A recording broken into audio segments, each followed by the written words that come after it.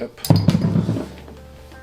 Yarmat, comme on dit en breton, à la vôtre, mes petites perruches, c'est la FAQ des 2500 abonnés, je vous remercie, c'est fou. Ça fait quelques années maintenant que je fais ça, vous êtes de plus en plus nombreux, vous avez complètement adhéré à la formule, au délire que je peux proposer dans mes vidéos, vous les avez fait vivre, vous avez même carrément fait évoluer la chaîne. C'est cool parce que vous êtes de plus en plus nombreux à commenter, à liker, je vous remercierai jamais assez, c'est du temps et je vois que la chaîne marche bien en ce moment, donc c'est chouette, les éditeurs jouent le jeu. Je vous remercie énormément en fait pour les 2500 abonnés, c'est complètement dingue parce que je parle de comics, déjà c'est une niche, on le sait tous, mais de comics indépendants, qui plus est.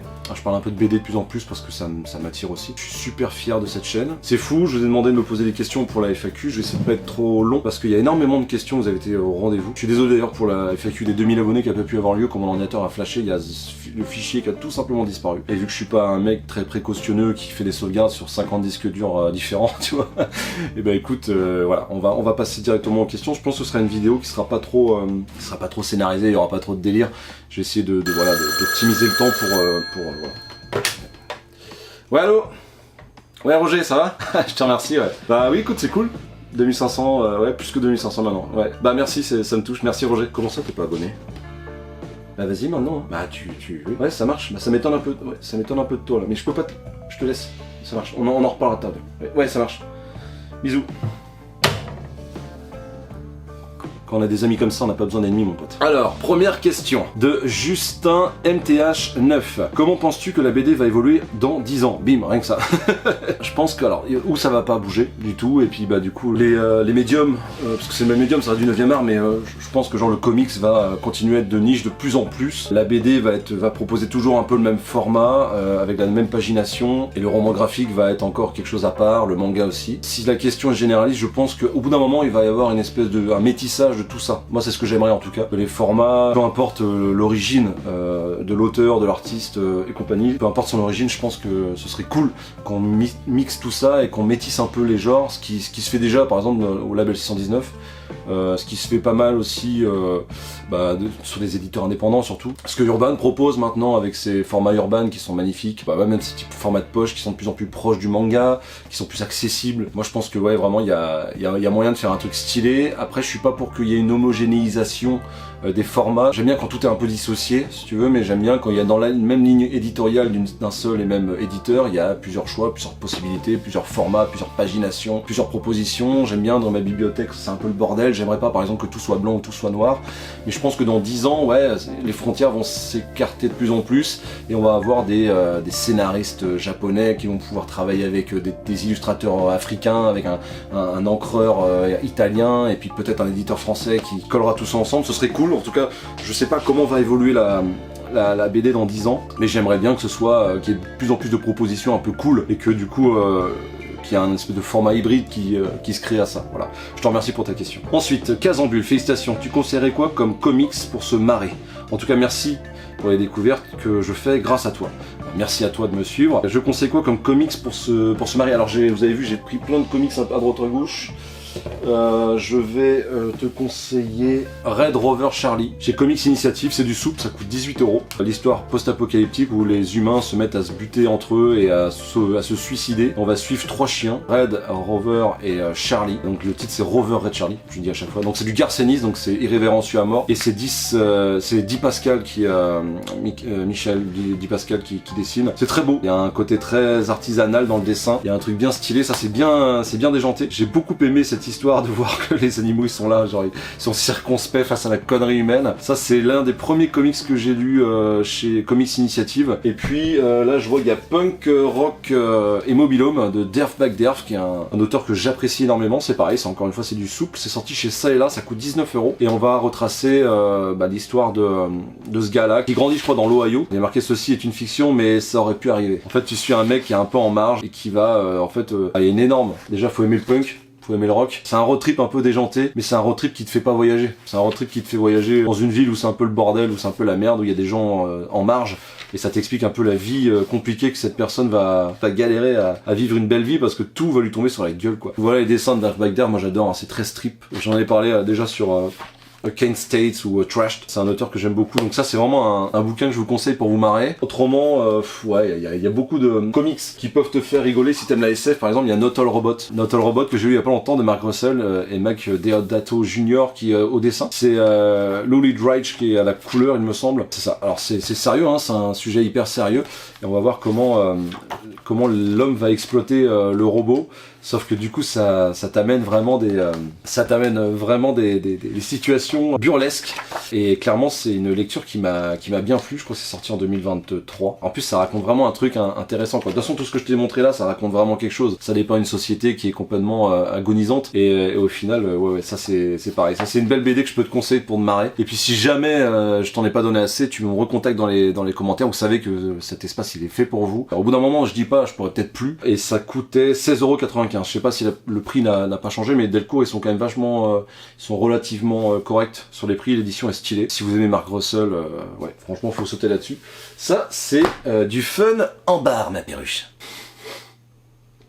Ça se fait pas du tout, je sais. Ensuite, comics de Fred. Quelle est ta BD favorite? C'est compliqué. J'aime la BD depuis toujours. J'aime aussi le gros nez, comme on appelle ça vulgairement. Mais j'aime quand les dessins sont un peu plus léchés. J'ai dû prendre ça. Alors ma BD préférée, on est plus au label 619, ça reste de la BD. Hein. Les Doggy Bags, ça m'a tué quand c'est sorti. Vraiment, c'est un truc qui m'a foutu une tarte. Donc je parlerai de la collection Doggy Bags. Je les ai pratiquement tous. Il doit y en avoir quelques-uns que j'ai pas lu parce que j'avais l'anthologie. Bref, Doggy Bags, si vous connaissez pas cette anthologie d'horreur en 3 histoires avec des personnes qui étaient des stars à en devenir, hein. Déjà il y avait Run à l'époque, mais il y avait Modou, Singelin, Bablet, Neyef, enfin il y avait toutes ces personnes hyper talentueuses qui proposaient un petit peu ce format en soupe qui était vraiment d'une qualité absolue. Je sais plus comment ça coûtait, mais c'était que dalle, enfin vraiment pour l'édition c'était que dalle. Et maintenant il y a Low Reader évidemment qui est chez Rue de Sèvres. Donc moi mes BD préférées, je pense que c'est celle-ci que j'ai pris le plus de plaisir parce que c'est des histoires courtes en fait et ça soulève tout le temps un propos et des fois il y a des Low Reader présentes, oui, mais il y avait des Doggy Bags présentes et il y avait vraiment un écosystème qui était hyper sain et hyper fou. J'ai cru comprendre que c'était vraiment un boulot de malade et que ça a foutu pas mal de gens en PLS parce que le rythme était hyper soutenu, notamment pour Run. Enfin c'était un bordel pas possible qu'il avait en plus son Moutafoukaz d'un côté avec tous ses projets annexes. Malheureusement ça s'est fait un peu dans le sang et dans les larmes, mais tout est bon. Tous les Doggy Bags sont bons. Évidemment il y a quelques histoires que tu aimeras moins, mais ça c'est de la BD franco-belge. Et que tout à l'heure on me disait comment tu vois la BD dans 10 ans. Bah moi je pense que ça fait au moins 15 ans du coup que le Label 619 nous explose la rétine et propose un format hybride qui est vraiment intéressant.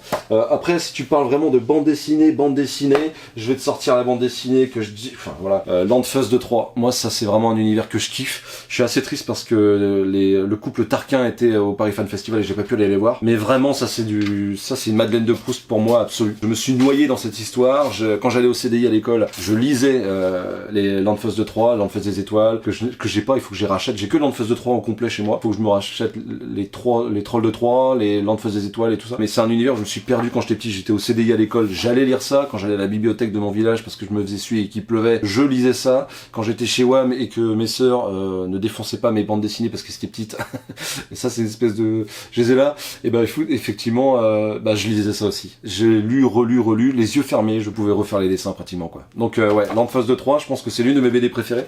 Et j'aime beaucoup aussi Universal Wars 1. Et vraiment l'équipage de cette histoire est vraiment terriblement bien écrite. Et ça fait également partie de mes bandes dessinées. Il y a du Black Sad évidemment. J'aimais beaucoup les Kid Paddle quand j'étais plus jeune, mais on était plus sur du strip. J'adorais les Titeufs. Enfin bref, vraiment voilà, j'ai grandi avec ça. Et ça, tu peux le retrouver chez Soleil, je crois, toujours. Donc ouais, je vous conseille ça absolument parce que vraiment moi qui aime Jeff Darrow, James Stocco et compagnie, là on est sur un travail titanesque de détails et je pense que mon amour pour le détail et les pages ultra chargées peuvent venir de là. Voilà. En plus c'est sanglant et tout. Moi qui aime Garcenis. Enfin bref. Landfuss de 3. Merci mon Fred pour la question et allez suivre ce qu'il fait également. Ensuite, Punchline de Bulle, que j'embrasse fort, qui est quelqu'un qui me suit aussi et qui partage mon contenu et qui est hyper intéressant à le suivre sur Insta aussi. Un mec super qui m'envoie un message en disant j'ai tellement envie de te poser une question intéressante et pertinente, mais franchement c'est dur. Du coup je vais imaginer ce que je te dirais autour d'une bière en trinquant. Ça va toi en ce moment? Bah écoute, oui ça va très bien. En ce moment même je suis en vacances. La musique ça avance. On a un second album qui est en pleine création là actuellement. La chaîne YouTube ça marche très bien. La famille ça roule. Le boulot c'est pareil, c'est le feu. Je suis un peu triste par rapport à ce qui se passe un peu dans le monde en ce moment. Je vais pas te mentir que ça me travaille un peu. Mais c'est pas un truc qui m'empêche de vivre, qui m'omnibule non plus au point de passer à côté de la mienne. Pendant longtemps j'avais peur de mourir.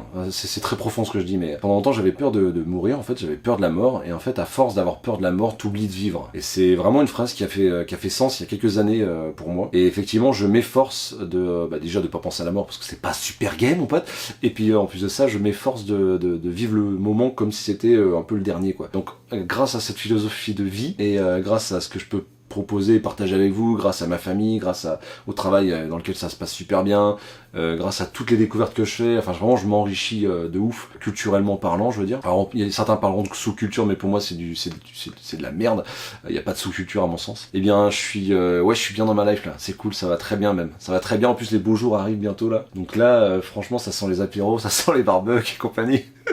Donc ouais, franchement ça va bien et j'espère que toi aussi mec et franchement il faut qu'on stoppe un de ces quatre, faut qu'on stoppe très vite. Merci pour ta question. Ensuite, Point of Red, ce sont tes vrais cheveux? Félicitations pour Point of Red que vous pouvez suivre sur 10h47 avec Benoît Denis. Enfin vraiment une triplette, j'ai envie de te dire ça, une triplette au but. C'est genre chaque boule avec le nom des gars. Je sais que je suis blond, j'ai une barbe brune, mais ouais, ce sont mes vrais cheveux. Alors je pense que c'est pas une vraie question. Je vais en profiter pour parler de ces gars-là qui font des vidéos, mais ça se consomme comme un podcast. Ils font un doigt de réponse au début, et après ils parlent de leur lecture. Il y a un sujet en particulier. J'ai eu la chance d'être invité pour parler des conventions. C'est un trio qui m'est très sympathique. Voilà, c'est des gens qui sont vraiment à la cool, très gentils, intéressants, ouais, intéressés, passionnants et passionnés quoi. Voilà, moi c'est tout ce que je dis. Hein. Hier, tu vois, pour la petite anecdote, j'étais avec G et le Néo. Dans la Brasserie Geek, qui est le podcast que je tiens avec Néo. On discutait de ça et puis effectivement G nous faisait une recommandation qu'on n'a pas l'habitude de voir et il me dit je sais pas, moi à partir du moment où le mec est passionné, c'est passionnant quoi. Et il a raison, enfin, c'est vrai, moi je le dis depuis longtemps aussi, c'est un truc... peu importe de quoi tu parles, si t'es passionné, ça sera forcément passionnant à écouter. Tant que tu mets du cœur, c'est comme tout en fait. Donc ouais, allez suivre ces gars-là, vraiment, je les aime beaucoup, ils déboîtent sec quoi. Ensuite, nos langues, JCL. Je sais que tu es un passionné de musique, rock surtout. Ce que je comprends, moi, c'est rap. Alors, as-tu déjà écouté un bon album de rap? Si oui, lequel? Et sinon, acceptes-tu que je t'en propose un que tu écouterais et que tu me feras un retour? Attention, les albums génériques, comme ceux d'Orelsan ou Big Flo et Oli, ne comptent pas. Alors, merci pour ta question. Nos langues, JCL, merci beaucoup. Oui, j'ai écouté du rap quand j'étais plus jeune, un peu de NTM, et surtout IAM, l'école du micro d'argent. C'est un album qui est somptueux à mon sens. Vraiment, voilà. J'adore cet album, je l'écoute encore, je l'ai sur ma playlist. Effectivement, j'écoute 98% du temps du rock, du métal, du rock garage. Ouais, je suis un gros fan de stoner, moi. En fait, à la base, à la base, même depuis toujours, hein. Je suis un gros fan de rock garage et de stoner. Voilà, c'est mes deux mouvances musicales qui font que, ouais, le stoner, c'est une musique qui me fout en transe quoi, qui me transcende. C'est une musique que j'adore, je pourrais jamais lâcher je pense. Depuis que je suis tombé dedans vraiment à l'adolescence, je pourrais jamais arrêter. Déjà j'aimais beaucoup Black Sabbath et le stoner c'est une mouvance qui réutilise des sons lancinants qui sont nés dans les déserts de Joshua Tree et compagnie, sous groupe électrogène. Les gens se mettaient autour du groupe pour cacher le groupe, enfin le son du groupe électrogène et s'écouter entre eux et ils passaient des festivals comme ça au plein milieu du désert entre eux. Il y a un livre qui parle de ça, je l'ai dans ma deuxième bibliothèque du coup, mais c'est un livre qui est passionnant, qui t'explique le truc. Bon bref, oui effectivement j'aime énormément le rock stoner et le rock garage, mais le rap, ouais, ça, j'en écoute pas beaucoup, mais je comprends l'intérêt qu'il y a et l'engouement qu'il y a. Maintenant, j'ai l'impression que maintenant le rap c'est un peu générique et que le vrai rap a un peu disparu. Tout le trafic qu'on met sur les voix, toute la musique électronique qui va avec, mais non, ça c'est pas grave à la limite parce que le scratch c'est un art et tout, il y a pas de problème là-dessus. Je trouve ça un peu dommage qu'on perde cette essence-là du slam en fait, un petit peu de la musique juste parlée, phrasée, bien écrite. Et pourtant, je reconnais des qualités absolues dans certaines productions comme celle de là, tu vois, par exemple Orelsan, il y a certains albums que j'aime beaucoup, certains albums peut-être pas entiers, mais certaines musiques que j'aime beaucoup. Il y a du rap US que j'aime beaucoup. Cypress Hill, vraiment j'ai écouté ça pendant longtemps au lycée parce que je traînais avec des gars qui étaient à fond sur Method Man, Redman, Cypress, Ice Cube, Eminem, Snoop Dogg, enfin voilà, Dr. Dre, enfin toute cette mouvance-là américaine là où les suspensions tous les suspension s'envole comme ça. Ouais, j'ai passé des super moments à écouter du rap, mais avec plaisir, mec. Si tu veux me conseiller un album de rap, je te ferai un retour. Je dis pas que je ferai une vidéo dans la cave du Mims, donc ouais, je suis assez ouvert, je suis hyper chaud pour que tu me proposes un truc. Merci pour ta question. Pierrick Jaouen, le comics que tu aimerais voir adapté sur grand écran ou en série? Putain l'enfoiré, déjà bonjour, merci pour ta question. Qu'est-ce que j'aimerais voir adapté? J'allais dire Watchmen, mais non, c'est déjà fait. Punisher, c'est déjà fait aussi. Gotham Central peut-être. Peut-être Gotham Central ou... ouais, il y a ça là, il y a ça qui est sorti. Je prends les livres comme il vient à chaque fois, mais ça c'est assez dingue. Invisible République, en 3 tomes. C'est pas tout à fait fini, l'histoire est pas tout à fait finie. C'est sorti chez iComics. Ça faisait un moment que c'est sorti chez iComics, ça coûtait 16,90€ à l'époque, mon petit pote. Là, c'était en les années 2018. Cette histoire est folle. En fait, c'est un storyboard de science-fiction, l'histoire d'un journaliste qui va tomber sur des écrits par rapport à un gouvernement qui a chuté dans un monde futuriste, un monde un peu apocalyptique, parce que vraiment, il y a une guerre civile, il y a eu un soulèvement. C'est formidable. Vraiment, ça, c'est formidable. Invisible République, franchement, de Gabriel Hardman et de Corinna Bechko. Et je crois que c'est Jordan Boyd qui doit être à la couleur. Ça, Jordan Boyd à la couleur et Dylan Tad pour le design, assisté de Brenda Scott Royce. Voilà, ça parle peut-être à personne, mais ça j'aimerais bien. Ouais, Invisible République, j'avais pris une tartasse quand c'était sorti. C'est comparé à DMZ ou Lazarus pour les gens qui connaissent ces deux franchises. C'est génial. Moi j'ai les 3 tomes, j'en suis hyper fier. C'est vraiment 3 tomes que je chéris au plus profond de mon cœur, et j'aimerais vraiment que Invisible République se soit adapté en série. Ce serait fou. En série, comme je disais tout à l'heure, j'ai pris plein de BD un peu dans ta gauche que j'aime bien, mais Gotham Central, ouais, c'est quand vous voulez, hein. C'est quand vous voulez. Andrew Baker, Greg Rucka, Michael Lark, ça c'est fou, hein. Vraiment, je sais plus combien de tomes il y a, 5 je crois, un truc comme ça, 4 ou 5. Non, c'est en 4 tomes. Vraiment, si ceux qui n'ont pas lu ça et qui aiment Batman, bon bah voilà, hein, je vais pas vous refaire l'histoire, tout le monde le connaît, mais c'est l'histoire, tu vas suivre dans le Gotham Central, donc les flics de Gotham qui, tu vas suivre leur vie en fait au quotidien, et Batman va être en filigrane. On va jamais vraiment voir Batman, et on va voir ce que c'est d'être un flic dans une ville où il y a un super héros qui, avant que tu arrives sur la scène de crime, et ben en fait a déjà réglé le problème, ou alors tu tombes sur un énorme super vilain qui glace ton pote et qui l'explose en 1000 morceaux, et du coup tu fais comment pour vivre avec ça, quoi. Ça en série, ce serait le feu aussi, hein. Ce serait le feu, vraiment. Je suis chaud de ouf. Ton top 3 comics BD. C'est compliqué. Allez, je vais faire un effort. Je vais te dire Watchmen, Geoff Darrow avec son Shaolin Cowboy juste pour les dessins. Sin City. Sin City, c'est une dinguerie aussi, hein, il est là. Sin City, c'est fou. Voilà, j'ai le paveton là sorti chez Arkham, 75€ à l'époque. Impossible de lire sans péter le bordel, enfin bref. Avec sa robe rouge là. Ça c'est dingue, vraiment Sin City, c'est à lire absolument. Watchmen, top 1 ever pour l'instant. Sin City, je vais te dire Monstre, parce que Monstre c'est arrivé il y a pas si longtemps que ça de Barry Windsor Smith, mais Monstre c'est une claque, c'est l'une des BD qui m'a le plus fait chialer en fait. C'est un comics qui est vraiment dur. Sorti chez Delcourt dans un écrin tout à fait magnifique. Je l'ai amené partout, il y a même des traces sur la cover et tout. Je sais que je pourrais jamais le revendre, et en fait quelque part j'ai l'impression que je le crados pour pas le revendre. Même que si je suis dans la merde, je veux que ça se vende pas parce que je serais obligé de le prendre avec moi. Voilà, donc ça en fait 4. Et c'est impossible, hein. C'est impossible, je vais pas te mentir, c'est impossible. Par exemple, voilà, une série que j'aime énormément, Descender, Jeff Lemire et Nguyen, Dustin Nguyen. Ça c'est vraiment pareil, j'ai la signature grâce à Alchimie des mots là. Il y a Dustin Nguyen qui lui avait signé un papier, il me l'avait expédié. Putain, lui ce mec c'est vraiment une crème de ouf. Donc je pense que ce sera mon top 5 de maintenant, mais tout à l'heure tu verras, il y aura sûrement un autre top 5 et ça va forcément changer. Pour la BD, j'ai pas réfléchi. Il doit y avoir Landfust 2-3. Black Sad, j'aime beaucoup Black Sad. Qu'est-ce que je kiffe? Bah après, après c'est tout le label 619 pour moi, quoi. Les Doggy Bags sont numéro 1 du coup. Les Doggy Bags sont numéro 1 pour moi. OKA, c'est une dinguerie. En plus, j'ai eu la chance de rencontrer Naïef plusieurs fois. C'est un mec tout à fait adorable.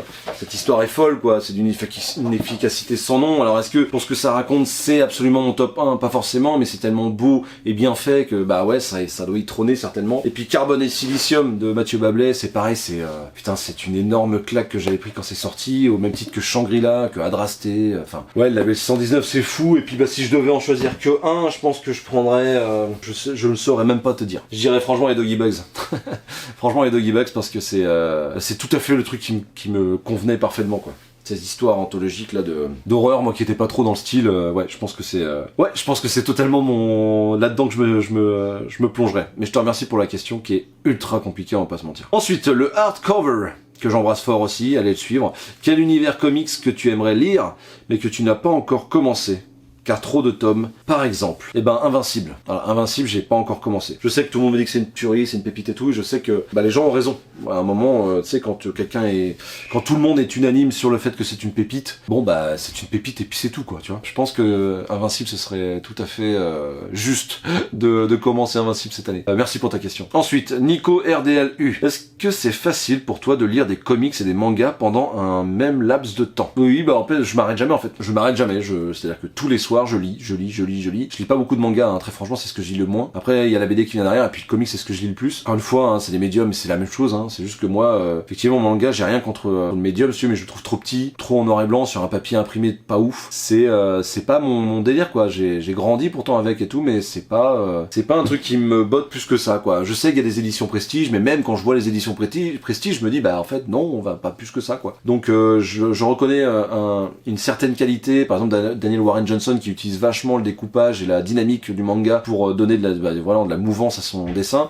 Je reconnais qu'évidemment c'est très fort. Pour ça ils sont très bons là-dessus. Les histoires, ils peuvent partir c'est l'histoire d'un sommelier qui va être le meilleur sommelier. Ça marche très bien, c'est hyper efficace de par des petites astuces graphiques et de mise en page, de mise en scène. C'est un art qui vraiment, c'est un véritable art. Hein. Pour avoir vu des expositions à Angoulême, je me rends bien compte de la puissance que c'est, mais c'est vrai que le manga ça me botte un petit peu moins, quoi. Alors je sais qu'il y a des totales dingueries et des histoires complètement folles il y a des dessins qui sont complètement fous, il y a des histoires qui sont complètement folles. Et je sais qu'il y a des œuvres qui combinent tout ça. Mais pour l'instant, vu que pour une histoire de budget déjà, je vais pas aller sur quelque chose qui m'attire moyen, alors que il y a autre chose qui m'attire encore plus et qui coûte plus cher. Donc ce serait dommage pour moi de céder à cette facilité-là. Non, je soutiens la couleur, c'est tellement important pour moi, vraiment le fait de peindre, même que ce soit une peinture numérique, hein, mais le fait de mettre de la couleur sur un ancrage, sur un dessin, pour moi ça signifie tellement et ça pour moi ça participe énormément à l'histoire, quoi. Donc il m'est pas compliqué de lire d'affilée parce que je fais que ça tout le temps, tous les soirs de ma vie je fais ça. Quand je le veux pas, c'est que je suis en déplacement ou que je suis avec des potes, et encore j'arrive toujours à ramener des BD dans mon sac, et quand l'apéro traîne trop, j'ai pas le temps de les lire après du coup, tu vois. Mais non, il m'est pas compliqué de lire tout le temps, vraiment pas. Ensuite, Oldman Stéphane 27, que j'embrasse fort, un mec adorable qui me suit depuis pratiquement le tout début, donc force à toi, merci pour ta question. Hello, bravo pour tes 2500 oiseaux de l'ordre des psittaciformes, des perruches quoi. Déjà le mec, c'est ça que j'aime avec la chaîne, c'est que c'est n'importe quoi. Je viens d'apprendre un mot, je suis sûr que c'est un vrai mot. Petite question à toi qui habite pas loin de Nantes, est-ce que tu t'approvisionnes en cam dans l'une des fantastiques librairies de bande dessinée de la ville des Ducs de Bretagne? Si oui, laquelle? Continue à nous abreuver de découvertes et de bonne humeur. Alors je vais à la mystérieuse librairie nantaise, la plupart du temps je me prends des BD là-bas. Je vais souvent là-bas pour prendre des formats un peu prestige, des formats, je jette leur téléphone et je leur demande de me le garder parce que j'ai peur qu'ils soient en rupture. Du coup oui, cette librairie-là en particulier. Autrement, moi je vais, de par mon métier, je vais pas mal dans les espaces culturels Leclerc, les Fnac, parce qu'en fait c'est plus facile pour moi, quoi, plutôt que d'aller dans le centre. Souvent je suis dans des grandes zones industrielles et souvent il y a un gros Leclerc et du coup je vais là-bas. Alors je sais qu'il faut soutenir les libraires indépendants, mais quand tu vois le prix de l'essence des fois, t'as pas trop le choix d'aller là où tu es en fait, t'as un truc à côté, tu y es, tu le prends, quoi. Mais je soutiens à mort les libraires, enfin vraiment. J'évite au maximum Amazon par exemple, ça c'est vraiment pas un truc qui me botte dans l'idée, et par contre je juge pas les gens qui le font. Il y en a marre d'entendre ouais putain les mecs, oui en même temps si le gars il est au fin fond du trou du cul du monde et que son Leclerc il a 50 cm de comics, forcément s'il veut s'approvisionner il fait comment le gars? Moi je jette pas la pierre à qui que ce soit. Par contre je vais bien vous avouer que moi j'achète de moins en moins de comics en fait au final. J'achète, il y a une question, on y reviendra plus tard, mais j'achète de moins en moins de comics vu que les éditeurs m'en envoient. Donc en fait moi dès que je peux, du coup je mets mon argent dans une librairie indépendante. Je préfère faire ça, quoi. Continue à nous abreuver de découvertes et de bonne humeur. Eh bien merci à toi mon old man Stephen. C'est gentil comme tout de me suivre comme tu fais là. Comment cela t'est venu de te lancer sur YouTube? Question de Frank D. Link. Merci pour ta question. Alors YouTube très rapidement parce que je vois que ça passe vite, hein, putain. En fait moi je consomme du YouTube depuis la création de YouTube. Je suis un gros consommateur de let's play à la base de jeux vidéo. J'adore ça, que voilà, le mec parle pendant qu'il fait l'histoire, rigole, flippe, machin, j'adore ça. J'en ai fait moi-même sur ma chaîne, vous pouvez aller voir. Je suis un gros consommateur de ça. Donc au début, je voulais faire ma chaîne YouTube, vite fait, en me disant, bon allez, je vais faire une chaîne Twitch, et puis après je vais faire une chaîne YouTube, machin, bref. Et pendant le Covid, je me faisais chier, tout simplement. Et je lisais des comics et j'avais personne avec qui discuter. Déjà que en temps réel, j'ai personne avec qui discuter parce que mes potes ils s'en battent terrain complètement des comics, hein, on va pas se mentir, et même des BD la plupart du temps. Et en fait, je me faisais chier, je me suis dit putain, mais je suis bloqué à la maison pendant 3 ou 4 mois là. Est-ce que c'est pas maintenant qu'il faudrait tenter le truc quoi? Donc je me suis lancé là-dedans pendant le confinement. Et ma femme au début a halluciné mais m'a soutenu, ça m'a donné de la force forcément. J'ai commencé par Batman White Knight et Batman Curse of the White Knight de Sean Murphy, et vraiment quand je regarde la vidéo maintenant c'est la gênance. C'est la gênance absolue parce que je suis pas du tout à l'aise que je lis mon prompteur. En fait j'avais un écran où j'écrivais tout et du coup quand tu regardes les trucs, à chaque fois je tourne la tête vers la droite avant le coupage, je coupe pas assez vite en fait, du coup tu vois ma tête tourner et en fait du coup hop elle remonte et elle retourne, enfin c'est une catastrophe voilà. Donc voilà comment m'est venu de me lancer sur YouTube. Et puis je me rends compte que c'est top quoi, parce que quand tu vas dans un salon, les gens viennent te dire ah c'est super cool, merci pour ce que tu fais, c'est chouette, tu vois, ça fait du bien, ça change, machin. Putain c'est ça, parce qu'en fait le truc c'est que je me suis lancé sur YouTube en me disant il y a une chose qui est sûre, je ne veux absolument pas faire et j'ai rien contre les gens qui le font, attention, mais allumer la caméra et juste discuter de façon mollement, tu vois. Non, c'est pas du tout mon truc, j'aime pas ça, je déteste ça.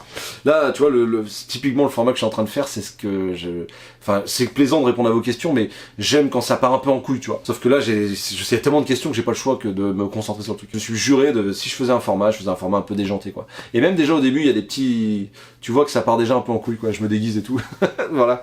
Donc mes potes quand ils ont vu ça pour la première fois, ils ont complètement halluciné. Donc voilà. Merci à toi Frank D-Link pour la question. Ensuite, Ulti Comics, quel ingrédient faut-il selon toi pour faire un comics parfait? Perruche? Pour l'interrogation. Pourquoi perruche? D'où sors-tu cette idée de nous appeler mes petites perruches, que j'adore au passage? PS, merci beaucoup pour tes vidéos qui font un bien fou, et dès que j'ai une baisse de morale ou une journée de taf épuisante, je mets une de tes vidéos et je retrouve le sourire. Merci beaucoup mec. Putain merci infiniment, tiens vraiment ça me touche de ouf. Je suis peut-être un peu hypersensible en vrai, hein. Je sais que c'est la mode en ce moment mais je pense qu'il y a un petit côté de ça.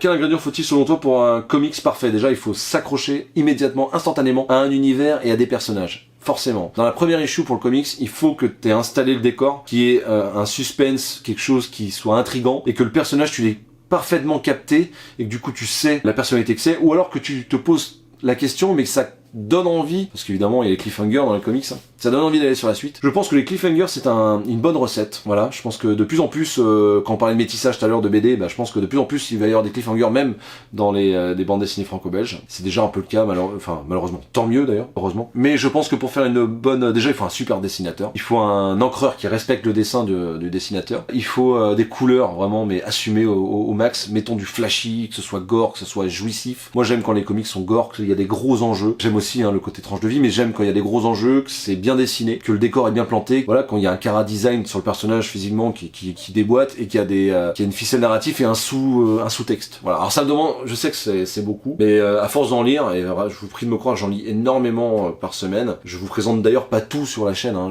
c'est impossible, mais je peux vous dire que oui, à force d'en bouffer, il y a au moins ces aspects-là, c'est-à-dire un dessinateur qui sait faire des décors.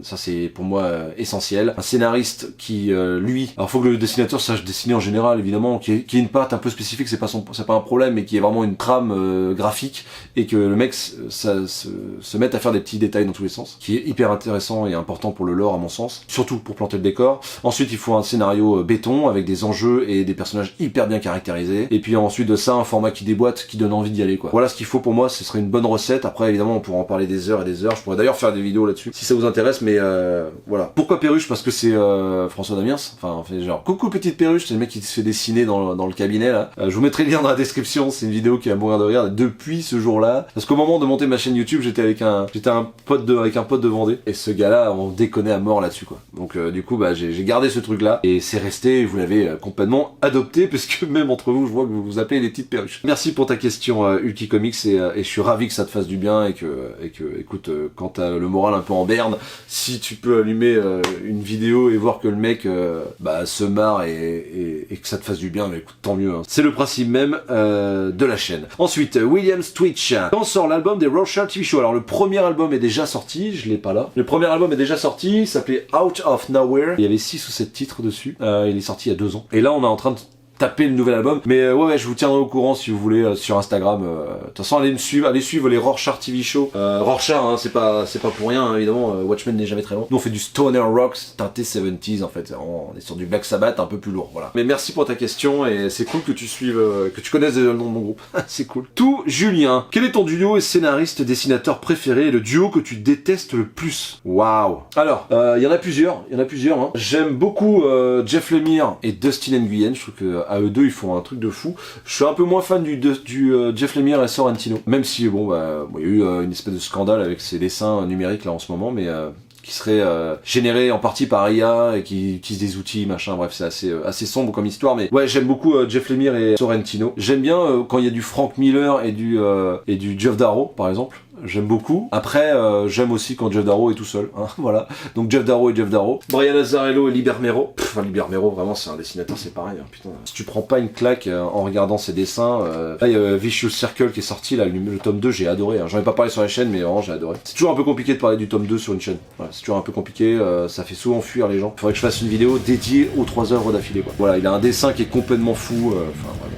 Donc je les aime beaucoup, je trouve qu'ils bossent bien ensemble, Brian Azzarello et Liber Mero. Et puis Garth Ennis et Steve Dillon quoi pour terminer, parce qu'ils ont fait Preacher par exemple, tu vois, ils ont fait aussi ils ont fait du Punisher, voilà, c'est un duo que je suis depuis très longtemps et qui fait partie de mon run pratiquement favori, qui est l'un de mes runs favoris sur le Punisher. Ouais, ça déboîte quoi. Quand le scénario outrancier de Garth Ennis rencontre le dessin complètement explosif de Steve Dillon, ça fait des petits miracles à mon sens. Voilà. C'est magnifique, regardez-moi ça. Preacher, si vous l'avez pas lu, il faut absolument que vous le fassiez. La série complète est en 6 volumes, frérot, alors faut s'accrocher. En fait, ça c'est tout seul.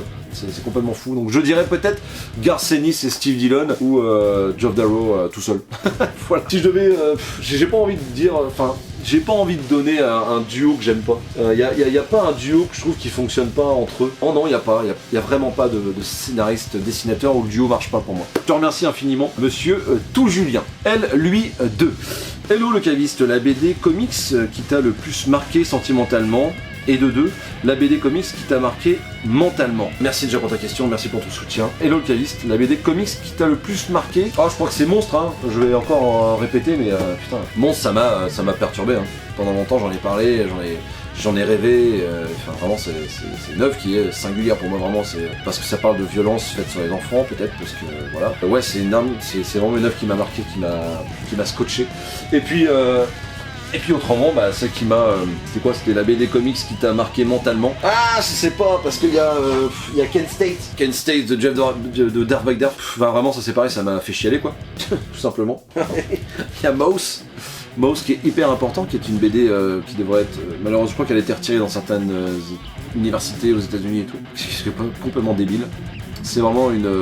ça devrait être remboursé par la sécu, en fait, tout le monde devrait en avoir un. Pour pas oublier, pour Art Spiegelman, voilà, le boss quoi. C'est pareil, c'est du strip, hein, faut aimer.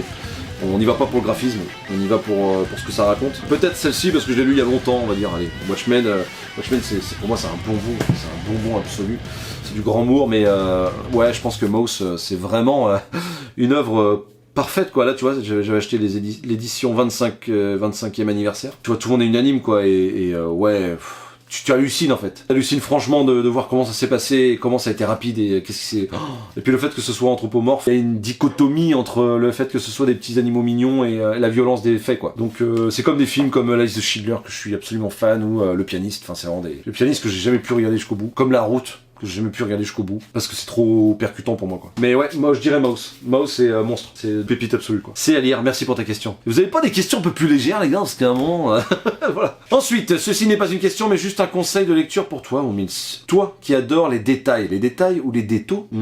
Bref, toi qui adore les dessins précis avec beaucoup de mouvements qui savent être chargés sans être surchargés, je te conseille vivement Où est Charlie. Alors j'ai pas tout compris au scénario, je t'avoue, mais clairement, c'est chargé. J'espère avoir aidé.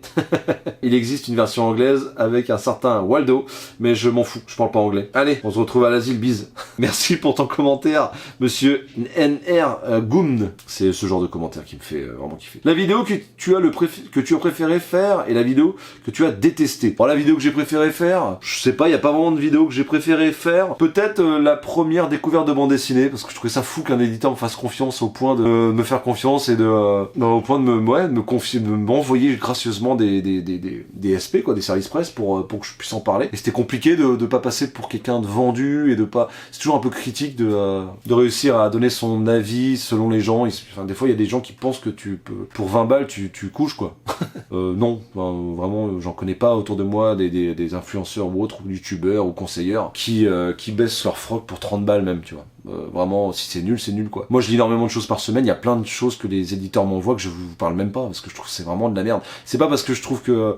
C'est pas parce que je veux cacher que cette œuvre est nulle, c'est plus parce que j'ai pas que ça à foutre, en fait. Quand c'est pas terrible, mais il peut y avoir un intérêt pour vous, je vous le dis. Quand c'est nul à chier, que c'est moche, que ça raconte rien, que c'est pas du tout mon délire, quel est l'intérêt pour moi d'en parler, réellement? Alors, des gens qui vont me dire, ouais, mais si, il faut quand même... on a un devoir d'expliquer aux gens. Mais de devoir de quoi? Pour qui vous prenez-vous? Monsieur. Non, quand c'est nul, c'est pas grave. Il y a des trucs que j'aime beaucoup, par exemple les tomes 2 de Vicious Circle et autres, que je décide de garder pour moi, que j'ai adoré. Mais ouais, je vois pas l'intérêt de parler d'un tome 2 comme ça, au milieu de tout, tu vois. Donc peut-être que je ferai une vidéo avec les 3 tomes, par exemple, tu vois, typiquement pour cette série-là. Et y a pas que ça, hein. Il y a eu plein de BD là que j'ai pas aimé ou que j'ai aimé, dont je n'ai pas parlé, parce que pour moi, y a pas d'intérêt d'en parler. Voilà, simplement. Donc ouais, c'est cool. C'est cool que les éditeurs jouent le jeu. Moi, très franchement, hein, j'en ai déjà parlé à Nel Durion parce qu'il avait fait une vidéo assez coup de poing. Et moi, j'ai pas les moyens de m'acheter plus de une ou deux BD par mois, en fait. La 4 du Mills, en fait, il y aurait que 2 vidéos par semaine, quoi. Donc après, si ça vous va, moi, ça me dérange pas, mais je suis content de lire plein de trucs et de découvrir plein de trucs. Donc ça, c'est cool. Et la vidéo que tu as détestée, aucune, en fait. En vrai, aucune vidéo que j'ai détestée. Il y en a une que j'avais fait sur les retours de Angoulême, où j'étais en live sur Twitch, où vraiment, je l'ai capturée, je l'ai mis sur la chaîne, mais vraiment, cette vidéo n'a aucun intérêt artistique, si je puis me permettre. Je me prends pas pour un artiste en vidéo, attention, mais il y avait aucun intérêt pour moi, il y avait pas de proposition spécifique et j'aurais mieux fait de la dégager. D'ailleurs, j'ai eu peut-être encore temps. Donc voilà mes petites réponses, ma petite perruche. Bisous. William Twitch toujours. Quand tu lis une œuvre, penses-tu à une BO pour la lire? Alors, pense ou passes-tu? Alors, je ne passe pas de BO forcément pour lire les comics. Des fois, je lis dans le brouhaha ambiant des enfants, de ma femme qui regarde une série ou un dessin animé avec eux et tout. Que je me mets à côté d'eux quand je lis, quoi, ça me dérange pas. Mais je me passe pas forcément une BO. Par contre, il y a pas mal de BD et de comics qui se passent par rapport à des road trips américains ou autres, où j'ai une petite musique qui s'enclenche. C'est Mongoose Fly de Fu Manchu, qui est un groupe de stoner que j'adore et que j'ai vu je sais pas combien de fois en concert. Et à chaque fois que je lis, que le mec il met ses lunettes, il est là genre ok les gars, ça va chier mon pote. Et à ce moment-là, il y a un qui se lance dans ma tête. C'est peut-être parce que je suis complètement fou. Effectivement, ouais, ça m'arrive de penser à une bande originale pendant que je lis un livre, là. Donc merci pour ta question. Tu dois te débarrasser de ta collection. Tu as le droit de garder que 5 des... Quels comics tu choisirais? Ben, je choisis Monstre, Watchmen, et puis Jeff Darrow. Je pense que je choisis Jeff Darrow parce que ça foisonne tellement de détails dans le dessin que t'en as pour des heures et des heures et des heures. Ou du James Tocco, tu vois, pour Orphan on the Five Beasts, que j'ai adoré également. Ouais, je pense que je me fais ça. Je pense que je me prends pas du tout de super-héroïque, ou de l'anti-super-héroïque hein, avec Watchmen, mais je pense que je m'embarque ça. Je me mets peut-être un omnibus du Punisher quand même, de Dillon et Garth.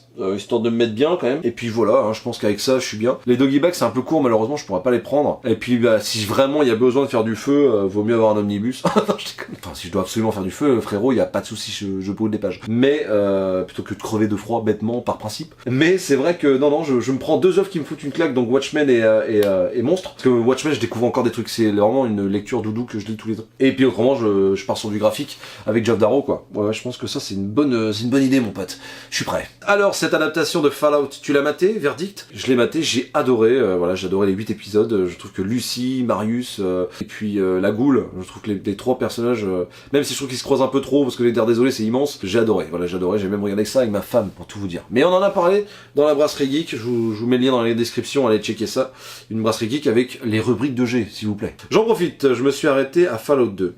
S'il ne fallait en faire qu'un des dernières sorties, ça serait lequel?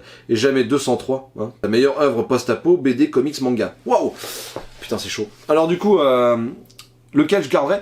Moi j'adore Fallout 3 et Fallout 4. Voilà. Le New Vegas est cool, mais je le trouve un peu court, un poil court. Par contre c'était pas le même studio, je crois que c'était pas Bethesda, c'est Obsidian je crois. Mais ouais, après si t'as internet, franchement Fallout 76 à l'heure d'aujourd'hui, c'est un jeu qui est complet et qui propose énormément de choses quoi. Après faut aimer le côté SAV, enfin SVA là, tu sais, du ralenti là. Tu l'as pas parce que forcément t'es online quoi. Mais si je devais en prendre que un, franchement, vu que ma Madeleine de Proust c'est quand même Fallout 3, je pense vraiment. Et le 4 il est beaucoup plus beau et tout aussi riche. Mais New Vegas je l'adore aussi, enfin c'est compliqué. Non, on va dire Fallout 3, d'accord. Et jamais 203. Donc, Fallout 3 et Fallout 4. Ta meilleure œuvre post-apo, BD, comics, manga. Alors j'ai pas encore lu La Route, mais je trouve que le film est déjà tellement poignant que je vois pas ce que le BD peut m'apporter, même si tout le monde me dit que c'est fou, machin. Manuel Arsenet, et oui j'adore ce mec aussi, mais j'attends un peu, des fois j'attends que la hype passe pour me faire mon avis, parce que là tout le monde me dit que c'est fou, donc j'attends tellement un truc de malade que je risque d'être déçu. Même si les gens me disent que c'est pas possible, bref tu m'as compris. Ma meilleure œuvre post-apo, il y a Walking Dead mais j'ai pas fini donc ça compte pas. Je vais pas, enfin il y en a beaucoup, hein. Il y en a beaucoup de meilleurs. Je vais te parler de ça parce que ça change un petit peu. Je pourrais te parler de...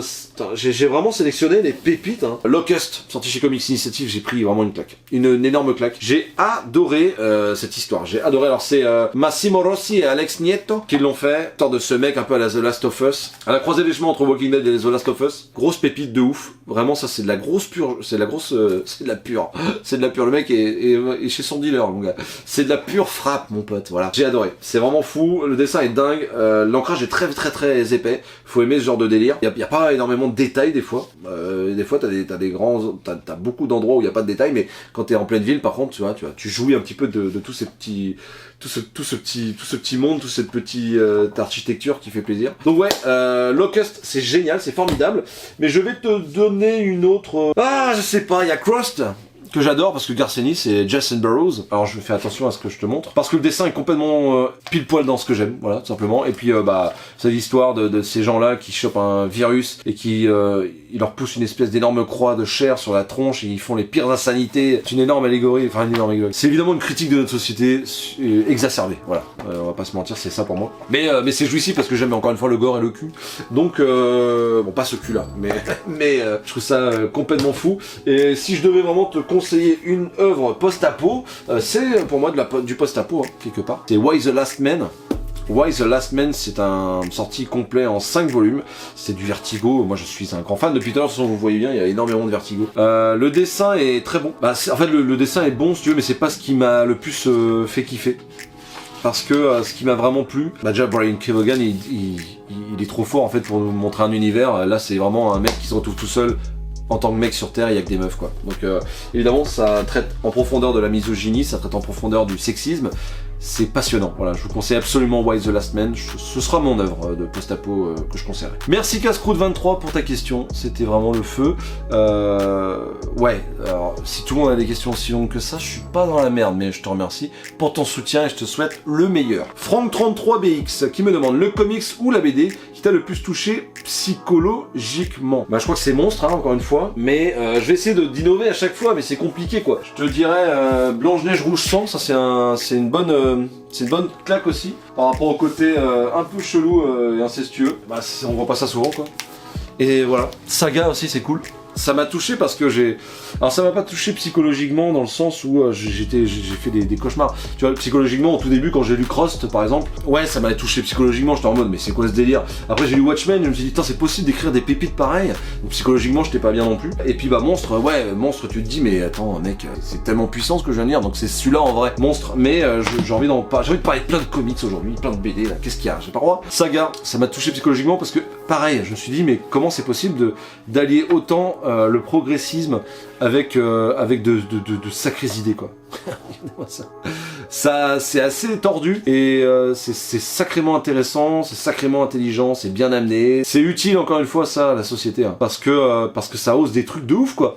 Genre il y a des gens qui pratiquent une sodomie par exemple c'est des gens qui ont un corps normal d'humain mais qui ont une tête de télé par exemple, tu vois. Il y a des trucs comme ça. T'as le délire avec la petite là qui sert d'objet à motif sexuel pour des espèces de fils de pute. Enfin vraiment il y a des trucs psychologiquement c'est pas non plus, c'est pas en reste de tout ça.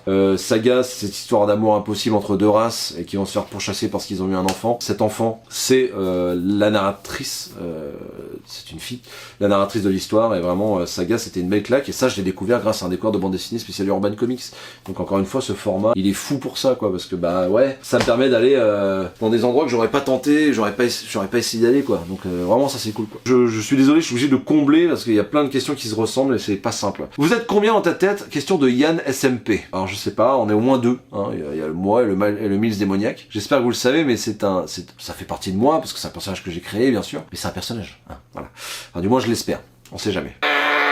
Salut mon Mills, question de NR Goom également. Peux-tu me donner un comics pour me marrer comme un gosse? Un comics pour te marrer? Bah comme un gosse. Ouais, franchement, si t'as pas peur du gore, Rover Red Charlie. Rover Red Charlie, là, je pense que tu te marres comme un bon gamin. Un comics pour chialer, à chaud de larmes. Je pense que si t'es un peu, si t'es un être humain normalement constitué, là je réponds à tout le monde, hein, vous avez vu, hein, je fais pas semblant. Kane State, ça m'a fait chialer littéralement, voilà, au moment de la fin du bouquin, j'ai chialé, voilà, mais j'ai chialé. Genre, j'étais là, genre, mode, putain, la violence, quoi. Vraiment, j'étais là, il y a une vidéo qui est, d'ailleurs, j'avais chialé, j'avais pris mon portable, j'ai dit, putain, je chiale. Donc voilà, un comics pour chialer, voilà, c'est celui-ci, Kane State de Dirtbag Derf. Un comics pour me retourner le cerveau façon gros parpaing dans la tronche. Merci pour ce que tu fais. Bise sur la fesse droite. Eh bien, écoute, merci pour cette petite bisette sur le fessier. NR Goom. Alors, un comics pour me retourner le cerveau façon gros parpaing dans la tronche. Je dirais du Morrison. Voilà. Tu veux te tarabusquer la tête. Tu veux aller trop loin. Tu veux juste aller tellement loin que... J'ai rien contre Morrison, mais aller tellement loin que des fois, tu perds complètement le fil du truc. Bah, lis du Morrison. Voilà, le Batman de Morrison, si t'aimes Batman, c'est un bon moyen de se paumer. Hein. Franchement, j'ai rien contre ce personnage-là, au contraire, hein, il fait partie de la génération que j'adore, mais il faut bien avouer que le mec est quand même complètement méticuleux et un peu trop, quoi. Et du coup, des fois, c'est un peu de la branlette par moment. Voilà, c'est un peu de la branlette. Deuxième question de Enarm Goom. Salut mon Mills, j'ai découvert les comics début 2024. J'ai carrément 8 ans d'âge mental dans le corps de 35 piges. Welcome. C'est merveilleux, mais il faut gérer le budget maintenant. Quel conseil as-tu pour gérer son budget? J'arrête les comics ou j'arrête la nourriture pour de nourrir ma famille? Bise sur la fesse gauche. Ah, ben voilà. L'équilibre est bon. Merci pour tes questions. Moi, ça me fait marrer. Voilà, ce genre de questions, ça me fait kiffer. Bah, déjà, c'est un peu comme ce que Néophyte des comics que j'embrasse a fait, par exemple, pour ses films. C'est partir sur une branche. Donc, par exemple, je sais pas moi, t'aimes Jeff Lemire. Voilà. T'aimes Jeff Lemire et tu te fais son Green Arrow. T'adores. Tu dis putain c'est génial. J'ai adoré l'écriture, la façon dont c'est écrit. Très bien. Je suis pas fan du dessin, par exemple, je sais pas, ce qui est complètement con, mais voilà, Sorrentino, à l'époque, vraiment, c'était du grand Sorrentino, je trouve, mais imaginons que tu n'aimes pas. Tu dis, bon, bah, c'est pas grave, Jeff Lemire, je l'aime bien, bah, je vais aller voir Jeff Lemire ce qu'il a fait. Et je vais trouver un dessinateur différent. Moi, je trouve que vraiment, cette façon de remonter un peu les informations, c'est cool. Et tu vas voir qu'après, c'est encore plus complexe. Tu dis, bon, bah, Jeff Lemire, je vais partir sur Descender, par exemple. Putain, Descender, je connaissais pas trop la science-fiction, mais j'adore Dustin Nguyen, tu vois. Mais par contre, bon, j'adore, mais je vois pas trop, tu vois, c'est bon, j'en ai eu assez, parce que c'est vrai que le dessin de Dustin Nguyen, à l'aquarelle, c'est toutes ces couleurs un peu pastel, bah écoute, tu me dis ouais, moyen, mais j'aime la science-fiction. Bon bah est-ce que Jeff Lemire il a pas fait de la science-fiction? Bon, il y a Snow Angels qui est sorti il y a pas longtemps. Ah, le dessinateur il est génial, c'est Joke. Bah, j'adore Joke. Et bah écoute, je vais partir sur Sombre Reflet. Alors je peux aller loin comme ça, attention. Hein. Sombre Reflet, tu dis c'est génial, putain, j'ai beaucoup aimé son dessin, mais j'en ai eu assez, donc je vais partir sur Snyder. Qu'est-ce qu'il a fait Snyder? Et ben il a fait ça, il a fait ci, machin, et puis tu montes petit à petit, et puis tu te rends compte qu'en fait tu découvres des personnages différents, tu te perfectionnes dans ce que tu aimes, et c'est génial de fonctionner comme ça. Enfin, c'est génial. D'ailleurs, on va en profiter un petit peu, on n'est pas là pour rien. Les dessins de Joke, on aime, on n'aime pas, mais moi j'adore son dessin, voilà. Je suis un putain de gros fan de son dessin. Avec cette espèce d'enchère là, d'ultra riche avec des masques là. C'est oui, monsieur, c'est oui, Joke, c'est oui, encore une fois, qu'est-ce que tu veux que je te dise? Voilà, bref. Donc moi je pense que c'est un bon moyen de gérer son budget parce que au moins tu n'arrives pas devant devant le libraire et pourtant tu peux demander au libraire, hein, il va te conseiller, il va t'aiguiller. Tu peux regarder des vidéos des copains et évidemment la cas du Mills, mais c'est un bon moyen de gérer son budget. Et puis tu te dis bah tant par mois quoi, voilà, moi c'est ce que je fais, hein, j'ai pas le choix. Hein. Moi je vais pas vous mentir, j'ai 50 balles par mois, voilà. Des fois c'est un comics, des fois c'est deux, des fois c'est rien. Donc voilà, t'arrêtes des comics, t'arrêtes de nourrir ta famille, t'arrêtes de nourrir ta famille. Non, c'est bon, c'est surfait la famille. Merci pour ta question, ça fait très plaisir. Putain, je parle aujourd'hui, hein. Je parle. Alors, il y a 33 commentaires, accrochez-vous, c'est parti, mes petits kikis comme dirait G. Es-tu sûr de la solidité de ton nouveau PC?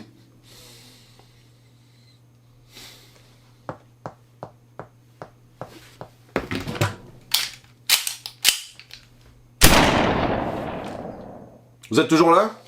C'est bon, c'est du costaud. Nouvelle question de Beaumasque TV, allez suivre ses vidéos, vraiment il est cool ce mec, voilà, tout simplement, moi je le trouve vraiment cool. Il est coolos, voilà, tout simplement, c'est vraiment ce qu'il définit à mon sens. Le gars est cool, les vidéos sont de plus en plus léchées en plus. Il y en a de moins en moins, c'est vrai, mais elles sont de plus en plus cool. Donc allez suivre Beaumasque TV, je vous mettrai le lien dans la description, si j'y pense. Alors il m'a posé une question, avant c'était Alvric 3413 qui m'avait posé la question pour le PC. Il tourne toujours, c'est toujours bon. Donc Beaumasque qui me demande, y a-t-il un run ou une œuvre que tu réserves pour plus tard, car tu ne te sens pas encore prêt à la savourer? Oui, il y a Invincible du coup, parce que c'était une période où j'en avais un peu marre du super-héroïque, on va pas se mentir.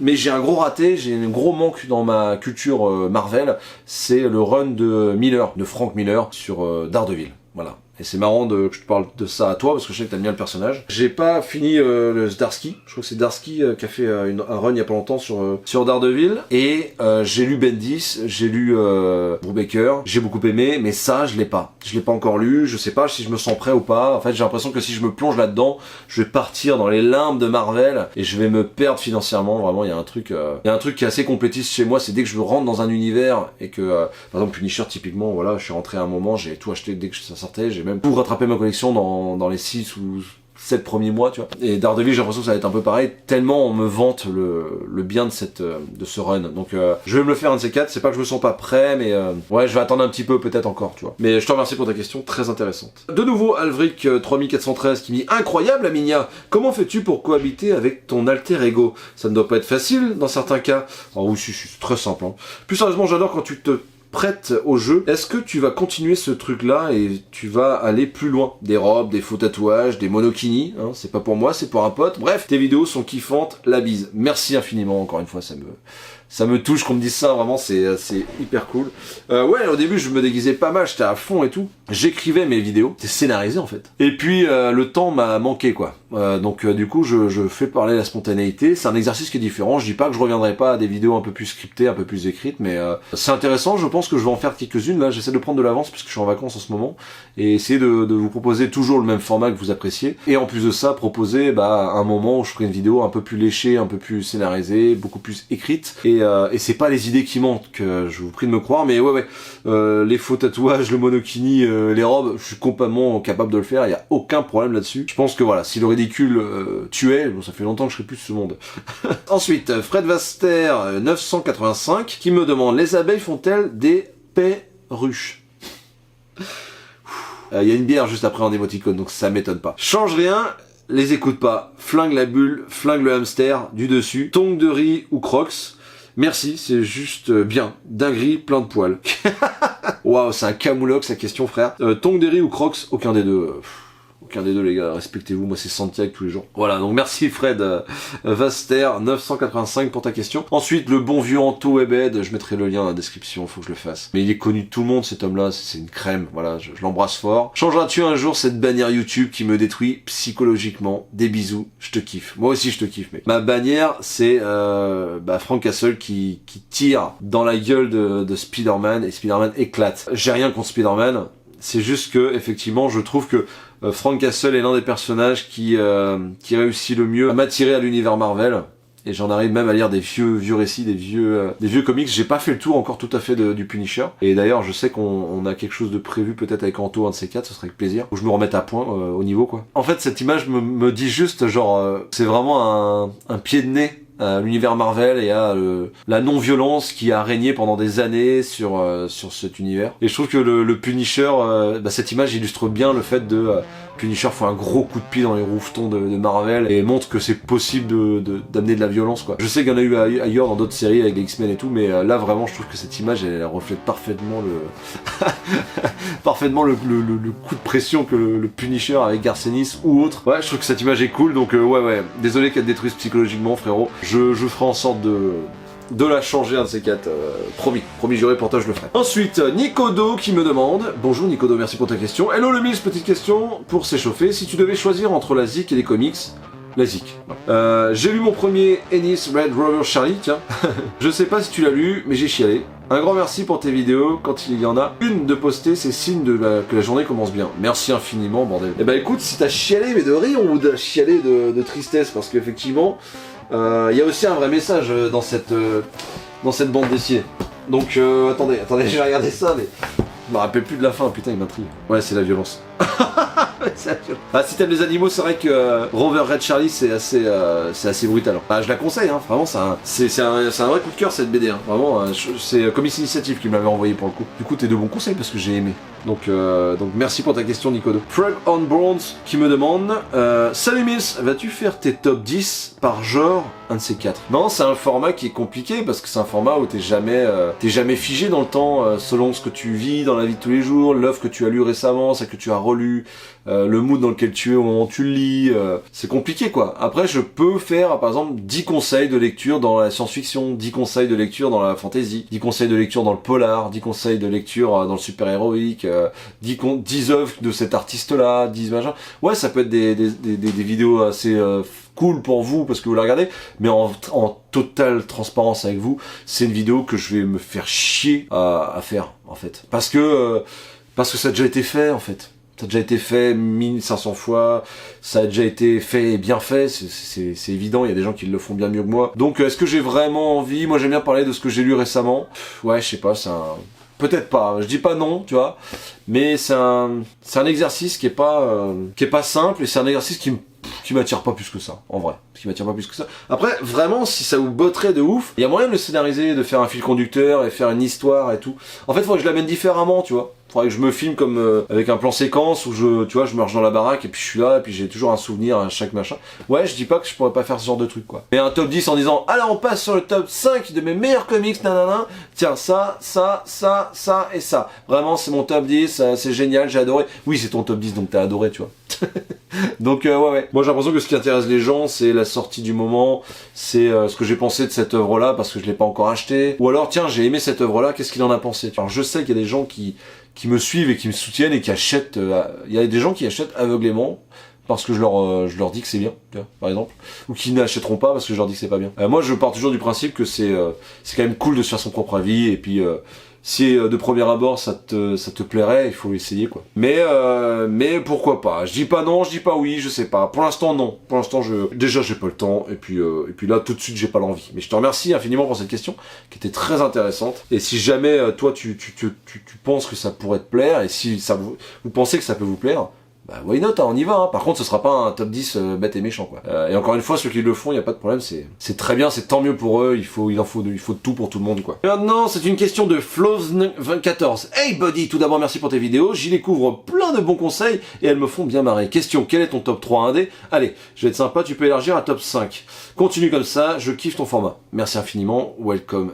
Là, c'est la FAQ, donc ça fait pas du tout, ça m'embête pas du tout de vous proposer ça.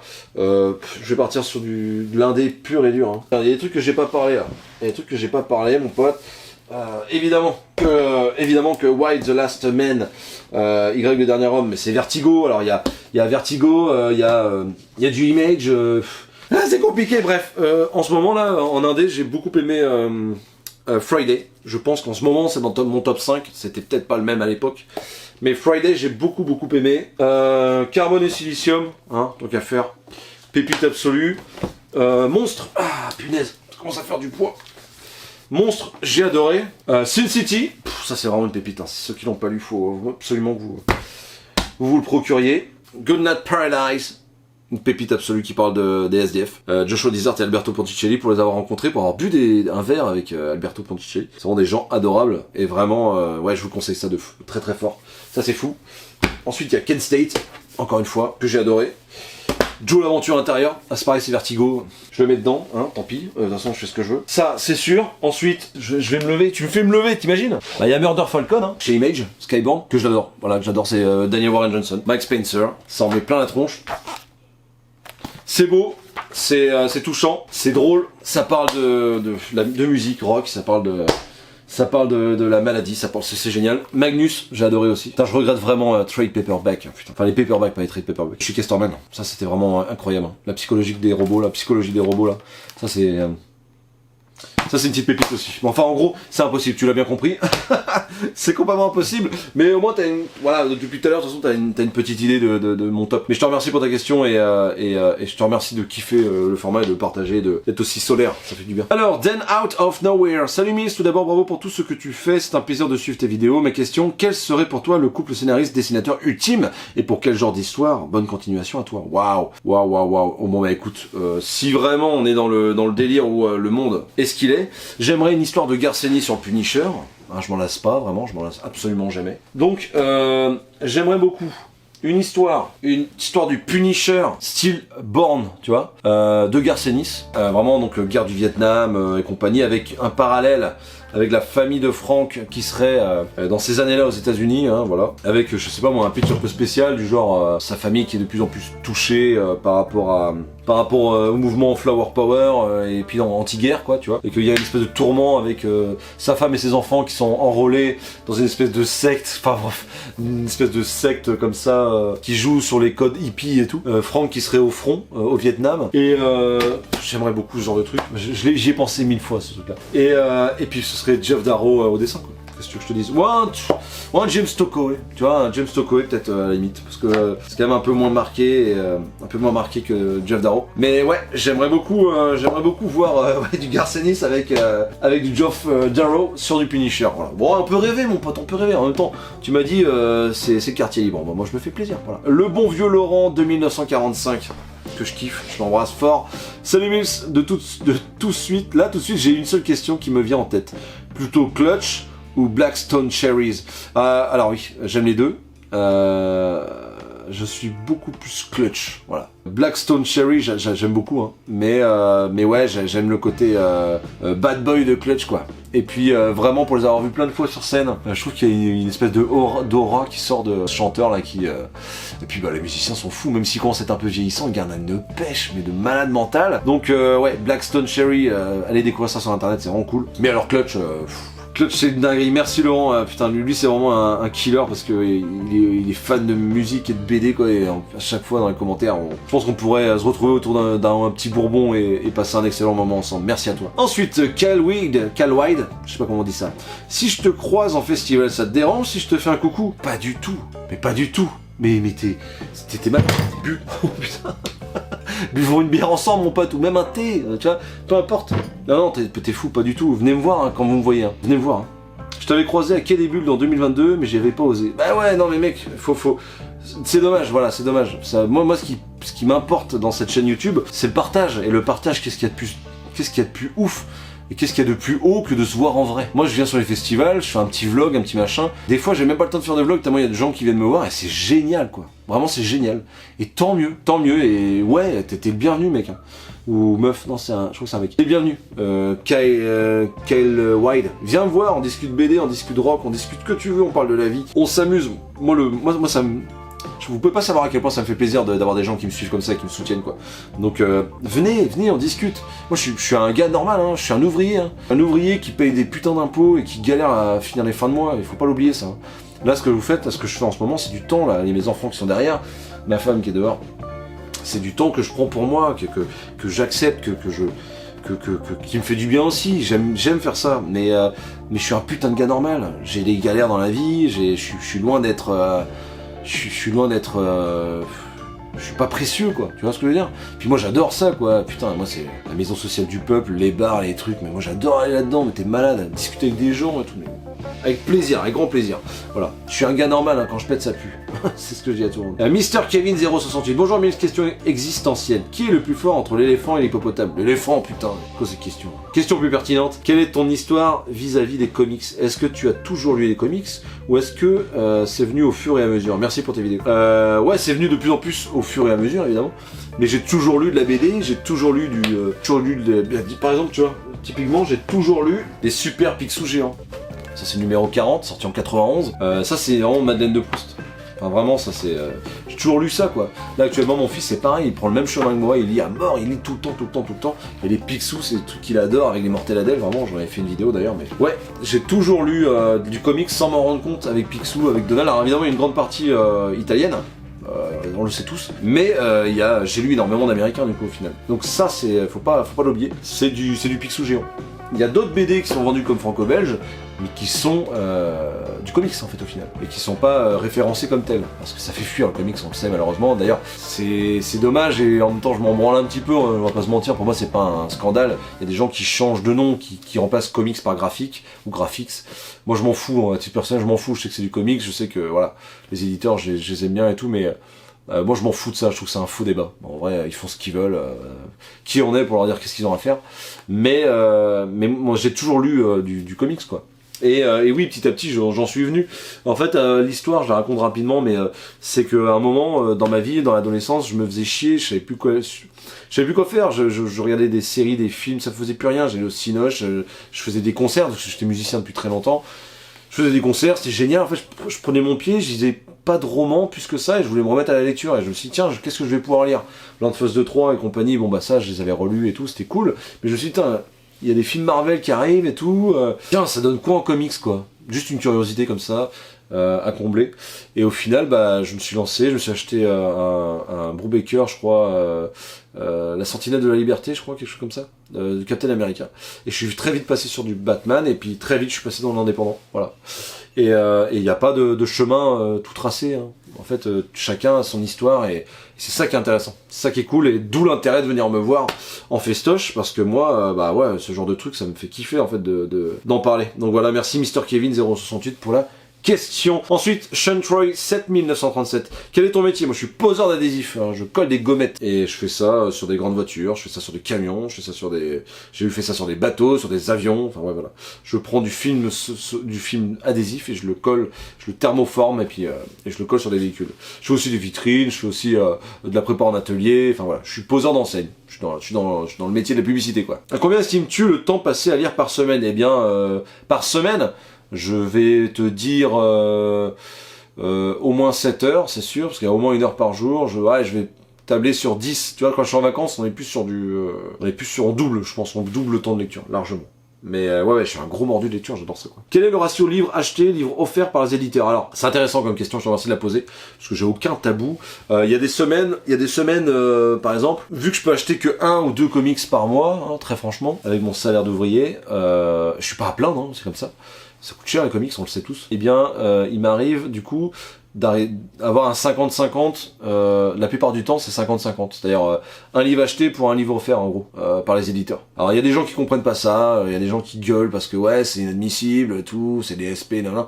Ouais, en fait, moi je trouve ça cool, enfin, c'est-à-dire que sinon, déjà, il y aurait moins de vidéos dans la cave du Mills, et puis de deux, ça me permet de faire découvrir des choses à tout le monde, et d'en découvrir moi-même. Moi, je trouve que c'est un peu de la jalousie, parfois. Un peu mal placé, parce que, bah, si vous voulez qu'on vous envoie des SP, faites une chaîne YouTube, j'en ai déjà parlé, et je suis persuadé que, avec un peu de travail et de la passion, tu vas réussir à avoir des contacts chez les éditeurs, et ils vont gentiment te l'expédier pour que tu puisses en faire, en parler, tout simplement, quoi. En faire la pub, en bien ou en mal, on s'en fout, mais on sait que c'est de la pub, on va pas se mentir. Mais moi ça me dérange pas les SP, j'ai rien. Et des fois il y a des mois entiers où je reçois rien, oui. Il y a des mois entiers où je reçois pas de BD en fait d'éditeur. Du coup je tape dans ma pile à lire, et c'est arrivé une fois qu'il y a un mois entier où j'ai pas du tout acheté de BD. Voilà, j'avais tellement de reçus de service presse que bah du coup j'ai parlé de ça quoi, tout simplement. Et puis bah ça m'a permis d'économiser un petit peu et de me payer mon putain d'ordinateur ou mon fourgon qui a claqué, parce que encore une fois je roule pas sur l'or, je suis pas en train de me plaindre du tout, mais j'ai un salaire normal, voilà.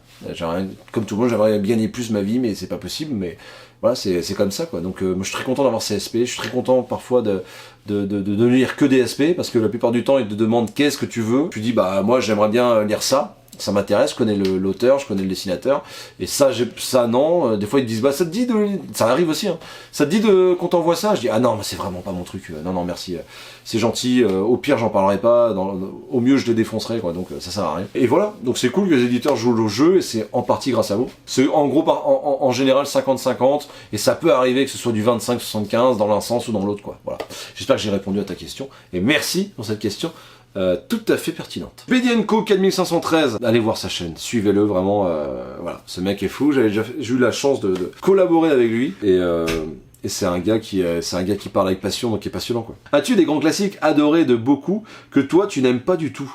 Dessin ou histoire? Continue à fond à nous faire marrer. Alors, qu'est-ce que j'ai pas aimé? Alors, je crois que c'est American Gods, j'ai vérifié mais je crois que c'est ça. J'ai détesté. J'ai absolument détesté. Ouais, c'est ça. American Gods que j'avais acheté en Urban Cult ou Urban Classic, je sais plus comment on appelait ça, la grosse édition là. J'avais acheté les 2 premiers tomes direct. Et là je vois que sur Rakuten il est à 9 balles, donc autant te dire que ça a pas, voilà, peut-être pas le seul. C'est du Neil Gaiman pourtant, tu vois. Et j'avais détesté cette œuvre, vraiment, j'avais rien compris à ce qui se passait, vraiment rien. Et c'est Greg Russell et Scott Hampton qui est avec lui. Ouais, American Gods, vraiment, j'ai pas compris. J'ai pas compris l'engouement, j'ai absolument pas compris l'engouement pour ce comics, quoi. Vraiment, c'était... Je sais pas si on va bien voir, mais... Ça c'était nul. Ça vraiment je vous le dis, c'était pas bien. C'était pas bien, ça j'ai pas aimé. J'ai pas aimé... Qu'est-ce que j'ai pas aimé? Bah figurez-vous que je me suis relu un Tintin il y a pas longtemps là. On a marché sur la lune, j'ai détesté. Je vous le dis clairement, comme je vous vois, j'ai détesté. J'ai trouvé ça nul, chiant. J'ai pas aimé, voilà, j'ai pas aimé. Je dis pas que tout Tintin est pourri, mais ce tome-là, je l'ai pas aimé. J'ai pas du tout pris de plaisir à lire du Tintin, donc voilà, je me suis peut-être fait des ennemis avec cette question. Je te remercie pas, Medenko, mais effectivement, Tintin, American Gods, j'ai vraiment pas aimé. Et pourtant, putain, American Gods, tout était là pour me plaire, hein, mais trop brumeux, trop ésotérique, trop perché, quoi. Les mecs, calmez-vous un petit peu, quoi. Ensuite, Samuel Savard, 9012. C'est quand que tu viens au Québec? La bise, mon tabarnak.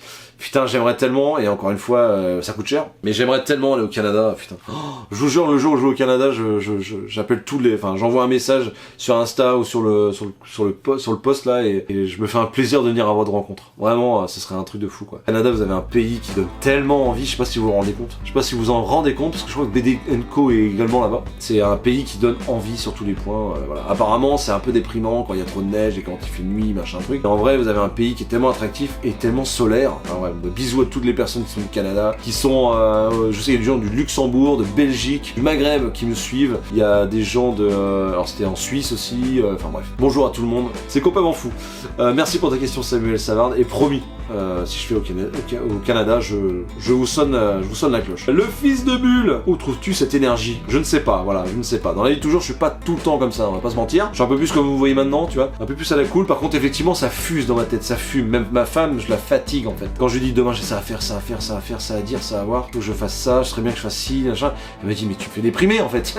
Tu me fais déprimer, t'es trop à fond, calme-toi en fait. Effectivement, je suis comme ça. Je suis d'humeur à tout le temps cogiter constamment. Je suis indécis comme mec. J'ai 1500 trucs en tête tout le temps. Je suis en mode waouh putain j'ai ça à faire, j'arriverai jamais à le faire, ça passera pas, nanana. Donc je me fais une pression pas possible. J'ai une espèce de, je suis constamment anxieux. Mais du coup, je sais pas. C'est peut-être le fait que je me dis que si je fais ça, je mourrai après. Et du coup, si je rajoute du boulot, cette peur irrationnelle de mourir me rajoute du boulot et du coup je me dirais bon c'est pas, tu sais, quand tu es dans le présent, dans la dynamique de la vie, tu penses pas à ça. Évidemment ça te tombe sur le coin de la gueule si t'as un problème de santé, mais en attendant je suis constamment dans le mouvement, faire des trucs, tu vois, genre retaper ma baraque, bosser un 35 heures, avoir une chaîne YouTube, s'occuper de sa famille, avoir un groupe de musique, garder des relations avec tes amis, faire des sorties extra en pleine semaine, tu vois, aller à un concert, voir du cinéma, les machins, tout ça évidemment ça a un coût pour la santé parce que c'est beaucoup d'énergie, mais ça me plaît. En fait, je me rends compte qu'à l'époque, je me plaignais pas mal de cette énergie-là, et en fait, je me rends bien compte que ça me plaît d'être comme ça. Ça me plaît juste d'être comme ça, donc pourquoi j'irais me plaindre encore bêtement? La vie, elle est belle pour moi, tu vois. Je fais plein de trucs, je vais quand même pas me plaindre quoi indéfiniment. Les gens qui se plaignent, moi ça commence à me fatiguer en fait, voilà. Merci pour ta question, le fils de Bulle. Emmanuel Bertz 6251, bonjour mon Mills, je l'embrasse lui parce que vraiment il est fort, il est voilà. Félicitations pour ce Millstone. Slip kangourou ou boxer? Moulburn? La bise mon grand. Alors évidemment c'est encore une question intelligente ça mon pote. Non merci, moi je suis boxer et caleçon. Voilà, je mets les deux le week-end. Caleçon pour avoir un peu les glaouis à l'air tranquille, et le boxer en semaine parce que quand tu bosses t'as pas envie qu'il y ait justement des glaouis qui traînent quoi. Tu sais quand tu penses à ça tu te dis qu'il y a une couille qui sort du short. Non, pas du tout. Alors, Nel Durion, que j'embrasse fort, le frérot, allez le suivre, lui il cartonne tout sur YouTube et c'est bien mérité. Hello mon Mills, pour la FAQ, congratulations, de rigueur déjà, c'est fort beau, 2500 peoples, exactement, je suis bien d'accord avec toi. Prochainement, Void Rivals, chez Urban, va lancer l'Energonverse, à prononcer Energon, bien sûr, ce que je viens absolument de pas faire. Est-ce que tu es chaud malgré que tu lises peu de comics issus de licence? Oui, qui dit Energonverse, dit aussi Transformers et G.I. Joe, Hasbro quoi. Perso, je suis bouillant, tel un volcan, la bise. Alors déjà, allez suivre immédiatement ce mec. J'ai sorti une vidéo il y a pas longtemps sur Alien avec lui, c'était vraiment un plaisir de collaborer. Il il est aussi sympa dans la vie de tous les jours que sur internet, comme vous pouvez le voir via vidéo interposée. Cette phrase est beaucoup trop longue. Je vais y aller par curiosité. Je suis pas un grand fan de licence, c'est vrai. Après, je suis pas fermé, voilà. Et en fait, tout est histoire de peser quelle est la taille de l'univers, qu'est-ce qu'on y intègre, et c'est pour ça que certaines licences me rebutent un peu. Mais me rebutent pas au point de vraiment d'être là en mode non. Mais je suis pas un grand fan des Power Rangers, pourtant j'en ai vu, quand j'étais petit, je bouffais ça tous les matins ou à tous les goûters, je crois. Je crois que c'est tous les matins, le week-end. Je matais des Power Rangers à mort, mais toujours avec un œil en mode un petit peu en veille, quoi. J'ai jamais été en mode waouh incroyable. Mes parents, mes oncles et tantes m'offraient des Power Rangers parce que je matais ça tout le temps, mais en vrai ça m'a jamais trop marqué. Tu vois, typiquement la série animée Batman et les gargouilles, tout ça, les Tortues Ninja, ça m'a pu se marquer. Tu vois, les Tortues Ninja, c'est vraiment un raté encore une fois pour moi dans le comics, parce que c'est une licence que je suis persuadé qui va me plaire en fait. Sauf que là, le format le gros format qu'ils proposent en souple là, m'intéresse pas des masses. Je vais pas vous mentir. Et il y a beaucoup de choses à acheter. Et comme je vous dis, j'ai pas énormément de thunes pour l'instant. Donc peut-être que si je tombe sur une occasion, j'irai prendre les tortues. Et je suis le premier à dire qu'il faut lire les tortues. Tu vois, c'est un peu bizarre. Je comprends l'intérêt pour iComics je comprends l'intérêt de soutenir les tortues pour iComics, tu vois, et du coup j'en suis ravi de quand je peux dire les tortues c'est cool, bah écoute, je divulgue et je transmets juste la bonne parole, mais moi la petite personnage j'en ai jamais lu, donc je peux pas te dire si c'est bien ou pas, quoi. Les licences, le problème c'est que des fois c'est très fanservice au détriment d'un scénario. Et qu'on le veuille ou non, j'en ai lu énormément. Donc l'Energonverse, je suis pas un grand fan de G.I. Joe, même si je jouais énormément au G.I. Joe quand j'étais jeune, encore une fois. Et Transformers, je déteste les films. Je comprends pas le truc, quoi. Vraiment, pour moi c'est des navets. Voilà, je vous le dis, c'est des navets. Je comprends pas. C'est mon avis. Je dis pas que vous avez pas à aimer ça. C'est juste mon avis. Donc évidemment, c'est pas un truc qui me botte de ouf. Mais étant donné que je crois qu'il y a Kirkman qui est dessus, et je crois qu'il y a également Daniel Warren Johnson. Je crois qu'il y aura un blind pack en plus. Ouais, ça peut être intéressant, En tout cas, toujours pareil, je suis pas fermé, je lui donnerai volontiers la chance qu'il mérite. Et puis bah ma foi, si j'aime pas au bout de 2 comics à 25-30 balles, et ben j'arrêterai. Et ce sera dommage pour la licence. Mais il y a moyen de faire un truc cool, et je te souhaite d'en parler sur ta chaîne et de kiffer le moment et de kiffer ça à fond, quoi. Vraiment. Si tu aimes ça, faut y aller, quoi. Faut vraiment y aller.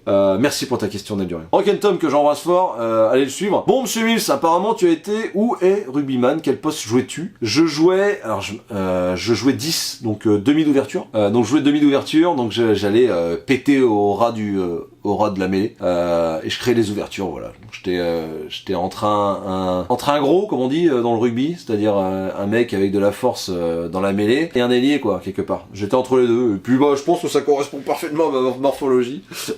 Est-ce que tu trouves des points communs et des ponts entre le rugby, la batterie et ta passion pour le 9e art qui serait à mettre en avant? Ah bah regardez, hop, déjà j'ai un ballon de rugby là qui est dégonflé. Ouais, j'adore le rugby. Voilà, j'adore le rugby. J'ai jamais été voir un match professionnel, c'est ma plus grosse déception dans ma vie pour l'instant. J'aimerais vraiment aller voir des matchs de rugby pro. J'aime beaucoup les valeurs que ça inculque.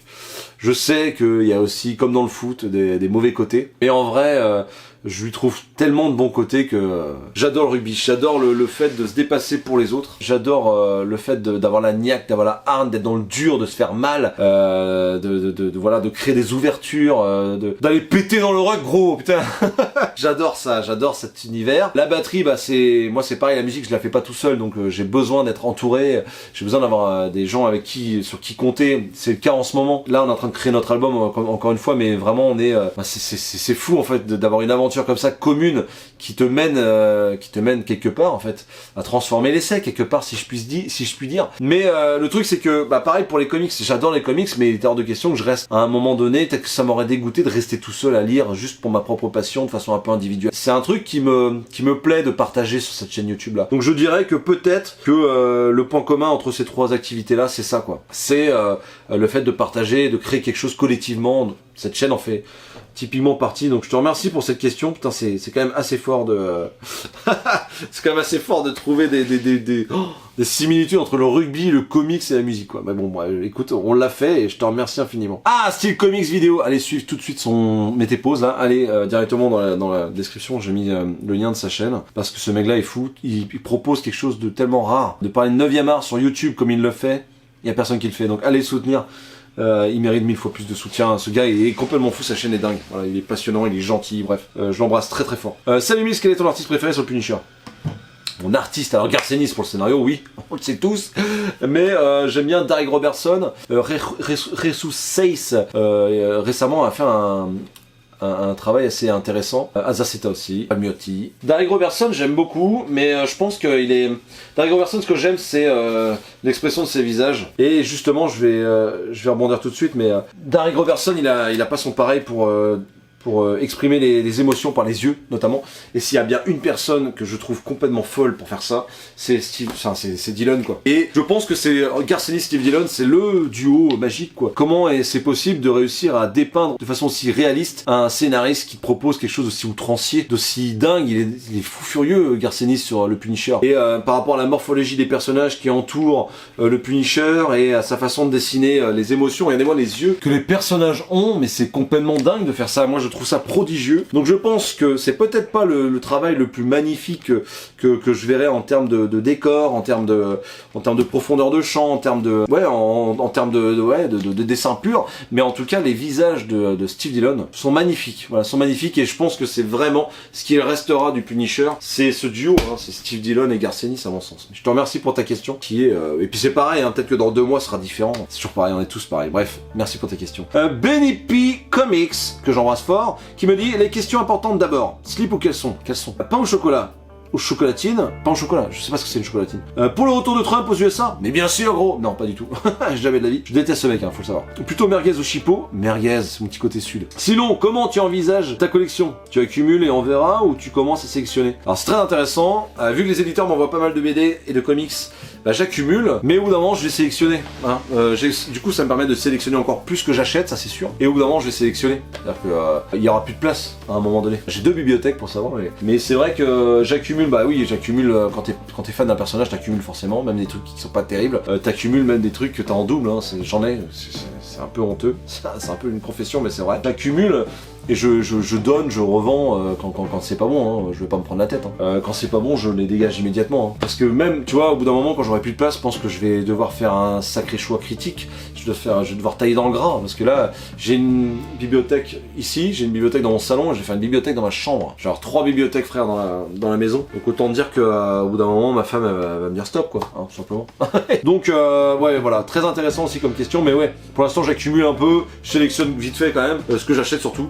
Et puis bon, on verra par la suite, mais je pense qu'à un moment il va falloir tailler dans le gras, hein, il y aura pas le choix. Salut Mills, tu en es où sur ton projet de faire des t-shirts de la cave du Mills? Ah, alors Rezus49, je t'embrasse fort mec, déjà lui il est adorable de ouf, il est tout le temps présent, merci pour ton soutien. Bon, les t-shirts, en fait j'ai trouvé un artiste, on a convenu d'un prix, et effectivement il est un peu débordé je pense, du coup j'ai pas envie de lui mettre de la pression, il n'y a pas le feu, l'ordinateur est réparé.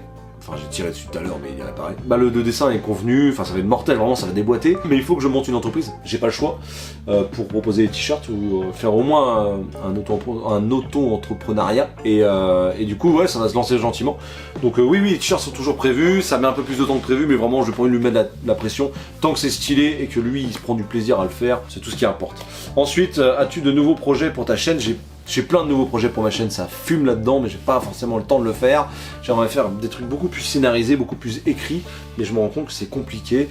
C'est pas... Évidemment, je vais tout faire pour y arriver, et je vais y arriver, faut se dire ça dans la vie. Mais là, effectivement, pour la chaîne en elle-même, j'ai des projets, c'est de continuer mes chaînes et de marrer le plus possible, de prendre un max de plaisir, et que, vu que je vois comment c'est croissant là, je me doute que ça plaît, mais j'ai envie de me renouveler aussi, voilà. Et puis, sur un autre point qui concerne la BD, j'ai aussi des projets, voilà. Je peux pas vous en dire beaucoup plus, mais j'ai des projets concernant la BD. Ça se fera, voilà, encore une fois, il faut se le dire. Mais c'est tout nouveau pour moi, donc voilà, c'est beaucoup de boulot. Mais vous en serez évidemment tenu informé, soyez-en sûrs. Ensuite, merci pour ta question. Merci Popiette qui me pose une question. Oh là le Mills! Déjà le Mills, putain, ça me fait tellement délirer. Peux-tu nommer un comics qui a été globalement apprécié, mais que toi, tu n'as pas aimé? Et inversement, un comics que tu adores, mais que tout le monde déteste. Un comics que tout le monde adore, un comics que j'adore mais que tout le monde déteste, je sais pas s'il y en a vraiment. Détester, non. Pas comprendre, oui. Bah typiquement, oui, alors putain, je sais que j'en parle tout le temps, je sais c'est chiant, mais je sais que Geoff Darrow, le scénario, il y a des gens qui le comprennent pas en fait. Et il y a des gens qui ne comprennent pas, et ils ont le droit de pas aimer déjà d'une, et il y a des gens qui ne comprennent pas que le scénario est en grande partie expliqué par le dessin, et qu'effectivement, en termes de pitch, c'est un peu faible. Mais je vous assure que quand tu regardes les dessins, que tu réfléchis à la composition des pages et que tu vois les protagonistes, les antagonistes surtout qu'il doit affronter, ce bon vieux Shaolin Cowboy, bah, tu te rends compte qu'en fait le scénario, parce que souvent ce qui est reproché c'est le scénario va chier, les dessins sont mortels. Je suis pas d'accord, je suis pas d'accord. Jeff Darrow pour moi c'est un grand, c'est quelqu'un qui fait passer énormément de messages dans son dessin et ça me suffit. Évidemment tout le monde ne peut pas être aussi fort que Jeff Lemire par exemple pour être aussi concis et efficace dans une narration. Mais Jeff Darrow je trouve je trouve qu'il déboîte quoi, c'est un mec qui déboîte. Phénoménal de Brian Michael Bendis et André Lima Arrojo, le tome 1. Alors voilà, c'est un format souple. Alors c'est cool parce que ça coûte pas très cher, je pense que c'est aux alentours des 15 balles. Et le dessin est très mangaka. Et c'est en noir et blanc et forcément ça va séduire une tranche d'âge assez jeune qui est habituée à du manga et c'est cool quoi. Et Brian Michael Bendis c'est une œuvre qu'il a tout simplement écrit depuis très longtemps, ça a mûri dans sa tête depuis très longtemps. Sauf que j'ai trouvé ça totalement... Ah j'ai pas envie d'être méchant. J'ai pas aimé du tout les dessins. Je reconnais un certain travail pour les détails. Je reconnais un certain style vestimentaire. Je trouve que les personnages ont la classe. Mais le protagoniste principal, le gamin là, pas du tout accroché. En gros, c'est l'histoire d'un gamin qui va croiser une espèce de race un peu un cyper, on appelle ça, un mec hyper puissant et tout, hyper badass. Et ce mec-là va se faire chourer son épée et le petit va dire bah attends, je vais t'aider à retrouver ton épée. C'est ça l'histoire, hein, frère. C'est ça l'histoire. On est dans un monde post-apocalyptique où où le monde a été complètement ravagé par des espèces de bestioles organiques, mi-organiques, voilà, une espèce de grosse cité qui marche là. Alors évidemment, il y a de grosses références à tout ce qui est culture nippone et tout. Mais j'ai pas aimé l'histoire, j'ai pas envie de lire la suite, c'est pas un truc du tout qui m'a botté. Et c'est pour ça que j'en ai même pas fait une chronique sur ma chaîne parce que vraiment j'ai pas aimé. Je pense que les gens qui aiment ce genre de dessin et ce genre d'histoire vont adorer quoi. Mais j'ai trouvé que Brian Michael Bendis il a pas du tout bien posé le décor, encore une fois, comme son Moon Knight. Je sais pas, Brian Michael Bendis en ce moment, je sais pas, c'est peut-être sa façon d'écrire que j'aime pas trop, mais je trouve qu'il a quand même des trucs qui sont pas ouf quoi. Donc voilà, ça c'est une œuvre qu'il y a pas mal de gens qui ont aimé, phénoménal, et que moi j'ai vraiment pas aimé du tout. Voilà, donc typiquement ça existe aussi quoi. Ensuite, si tu t'échouais sur une île après avoir trop picolé dans un port, quel omnibus voudrais-tu que l'océan t'apporte? Bah celui-ci. J'aimerais bien que Panini le réédite, voilà. Celui-ci. Cet omnibus de The Punisher de Marvel Knight, Garcinis Steve Dillon, ça c'est vraiment c'est des barres de rire. Hein. C'est des barres de rire et il y a des propos super puissants. Il y a ce qu'il faut quoi. J'aimerais beaucoup que celui-ci y vienne. Et puis il y a le Immortal Hulk que j'aimerais bien aussi. Je sais pas s'il est prévu, je crois qu'il est prévu. Je suis pas sûr, je veux pas dire de conneries, mais j'aimerais bien le découvrir par un omnibus aussi quoi. J'en ai pas beaucoup des omnibus, au final je dois en avoir 6 ou 7, un truc comme ça. Mais celui-ci j'aimerais bien qu'il me l'apporte par l'océan, ouais. Merci beaucoup pour ta question. Et je vois pas pourquoi je picolerais trop dans un port. Combien de coups d'omnibus pour éclater une pastèque? Un seul, ça dépend lequel, mais il y a des Spider-Man qui en un seul, ça suffit hein, frérot, tu le lâches même, t'as même pas besoin de taper avec. Franck Pamelard qui me demande « Hello Mills, d'où te vient ta passion pour la BD et le comics ?» Bon, je pense que j'ai répondu, merci pour ta question. Ma passion pour le comics, c'est avant tout une envie de m'évader. Dans ma jeunesse, j'avais fait un format un peu podcastique que vous avez beaucoup aimé sur la chaîne, où je parle un peu de ma jeunesse, et une jeunesse pas forcément très simple. J'ai pas de haine ni rien du tout envers cela, mais effectivement, j'avais besoin de m'évader. Quand ça se passe pas bien dans ta vie, en fait, dans ta famille, des fois, le simple fait de mettre la télé, de regarder un film, c'est impossible déjà parce qu'il y a du bruit à la maison, parce que peut-être que ça gueule. Du coup, la musique à fond pour éviter d'entendre quoi que ce soit et quand il y avait des moments d'accalmie, la lecture. Parce que la lecture, j'avais besoin de ce moment de pause, de repos pour kiffer ça, quoi. Donc, la lecture m'a beaucoup aidé comme la musique. Je pense que c'est vraiment les deux arts qui m'ont le plus aidé dans la vie à passer le cap de la jeunesse pas simple. Voilà, donc ça, je pense qu'il vient de là ce goût. Et les Picsou que je lisais quand je partais en vacances, ça c'est vraiment Madeleine de Proust. Il me reste 2 questions frérot, on est parti. The Spartiate 10. Est-ce que l'abonné serait au cœur de certains projets comme les lives? Car je vois que des youtubeurs, et ça manque cruellement de communautaires, je dis ça à toi mais ça vaut à toute la clique YouTube Game, je trouve ça dommage. On me sort l'argument de oui mais on connaît pas les gens, ouais la plupart ont un Discord, les youtubeurs, ça veut dire que ces gens sur Discord sont pas des gens sur qui on peut parler en live. Je trouve ça dommage de pas voir ça. D'accord, alors... alors je suis pas d'accord avec toi déjà. Pour moi les abonnés c'est pas des gens comme ça qu'on voit pas assez. Moi dans les commentaires ça compte en fait, et pour moi c'est ça la relation qu'on a ensemble. Les salons en vrai, en chair et en os, c'est aussi ça qui compte pour moi. Non, il n'y a pas pour l'instant d'abonnés qui seront au cœur. Ah oui, pour des épisodes spéciaux en fait, mais il faut bien comprendre qu'on n'a pas le temps d'aller, l'essence ça coûte cher, le temps c'est pas donné, hein, le temps c'est de l'argent aussi. On n'a pas le temps d'aller voir chaque abonné. Tu te rends bien compte que 2500 personnes frérot, même si j'allais voir 10 personnes à Nantes, c'est un coût. hein, c'est-à-dire que c'est un déplacement sur une journée, c'est de l'essence, c'est bouffer sur place, c'est du travail, c'est du temps de famille que t'as pas. Et les lives, moi je suis pas bon en live en fait, tu te rends bien compte que j'ai pas de connexion internet suffisante pour faire des lives. Donc pour l'instant les lives, faut complètement oublier ça. Moi ma seule porte de discussion avec vous, c'est clairement ça. C'est les commentaires, les FAQ et compagnie. Et oui, je peux comprendre que certaines personnes aimeraient être mis un peu plus en valeur, mais je pense qu'à ce moment-là, je répondrais simplement que la façon que tu as d'être le plus mis en valeur et d'avoir le plus de contact avec les gens, c'est de monter toi-même, je sais pas moi, un forum, une chaîne YouTube, un compte Twitch, de faire des forums, de faire des salons, de monter une association, de faire des podcasts. Ça, c'est vraiment des moments où tu peux laisser la parole à plein de gens. Et tu verras peut-être que si tu le fais, c'est pas simple en fait de donner de la parole à tout le monde, parce que déjà tout le monde dit pas des trucs intéressants, que tu le veuilles ou non, hein, ça veut pas dire qu'ils sont moins intéressants que moi, mais il y a beaucoup de haine sur les réseaux. Et puis moi, clairement, le live, ce serait une bonne idée. Et je pense qu'il y a des mecs comme Néo qui le font très bien. Mais moi, c'est pas du tout mon cœur de cible, en fait. Donc je peux pas te dire mieux. Je comprends ta frustration. Mais là, effectivement, à l'heure actuelle, j'ai un format où les abonnés seront mis en valeur. Il va pas se faire tout de suite. Mais là, tout de suite, j'ai pas de solution miracle, quoi. Et moi, les lives, je suis désolé, mais si tu voyais, j'ai c'est une catastrophe. Genre, je suis même pas à la DSL premier du nom, quoi. Pour télécharger une vidéo de 15 minutes, je mets 2 jours et demi. Je sais pas si vous vous rendez bien compte, la campagne c'est aussi ça quoi. Donc ouais, merci pour ta question, ça m'a permis de rebondir là-dessus, mais effectivement pour l'instant non, pourquoi pas donner évidemment plus de visibilité aux gens qui me suivent. Et on arrive à la dernière question, ma petite perruche. Enfin, la vidéo dure beaucoup trop longtemps, on est tous d'accord. Allez, Matador 7422 qui m'envoie plein de questions, que j'embrasse fort, qui me dit qu'utilises-tu pour avoir une barbe et des cheveux si soyeux? Rien du tout, pas d'huile, pas de shampoing, les cheveux sont pas teints. J'ai 50 000 fois cette question. Et mes cheveux je les brosse pas en sortie de douche. Voilà. Quelle est l'œuvre dont tu adores le scénario mais tu détestes les dessins? Il y en a pas. Il y en a un où je savais pas si j'aimais vraiment ou pas au début. C'était Dave McKean et Grant Morrison pour l'Asile d'Arkham, à l'époque sorti chez Panini. Dans ce Batman là qui va dans l'Asile d'Arkham et tout, regardez-moi ces dessins sont complètement vaporeux, c'est complètement psyché. Plein de méthodes qui ont été prises. Il y a de la photo, il y a du numérique, de la peinture numérique, il y a de la peinture, il y a il y a tout quoi. Il y a de l'aquarelle, il y a du peinture à l'huile, il y a tout là-dedans. Mais c'est une pépite, hein, ça c'est une pépite. Faut absolument que vous lisiez ça. Mais effectivement au début les dessins je me suis dit c'est quoi cette merde? Et en fait pas du tout. C'est une énorme dinguerie. Donc en fait j'ai l'impression qu'il n'y en a pas vraiment. C'est-à-dire que même à l'inverse, parce que je vois qu'il y a aussi quelle est l'œuvre dont tu adores le scénario mais tu détestes les dessins, et quelle est l'œuvre dont tu adores les dessins mais tu détestes les scénarios. En fait il n'y en a pas vraiment. Je suis bon public, c'est-à-dire que le dessin s'il est excellent il rattrape un peu le scénario. Par contre si le scénario est monstrueux et que le dessin est à chier, j'arrive toujours à m'accrocher au scénario quoi. Et des fois j'essaie de faire la part des choses. Maintenant que j'ai une chaîne YouTube et que je suis à moitié en train de critiquer des œuvres, il faut que je sois à peu près objectif. Je me dis bon maintenant je dissocie les deux, mais c'est vrai que moi à titre personnel je suis assez bon public là-dessus quoi. Quelle œuvre littéraire aimerais-tu voir adaptée au cinéma? Eh ben j'aimerais beaucoup voir l'œuvre de Paul Pope que j'ai pris tout à l'heure. Batman à naissant de Paul Pope. Alors c'est pareil là, les dessins sont bien spécifiques. Hein. Paul Pope il est bien particulier comme mec, mais j'aime beaucoup moi. J'aime beaucoup, ça fait très 90s quoi. J'aime beaucoup. La couleur est hyper pop. Je trouve que ça marche très bien.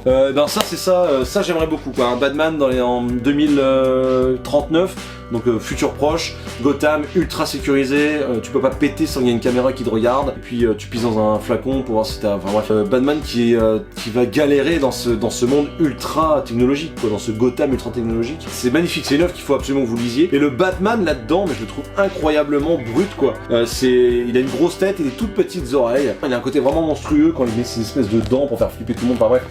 C'est vraiment une tuerie, il y a un mélange Blade Runner en fait et Batman qui pourrait être très intéressant là-dedans. Voilà, l'œuvre que j'aimerais voir adaptée au cinéma également. Ton meilleur comics Marvel, puis ton meilleur DC, puis ton meilleur indé, et inversement t'es pire.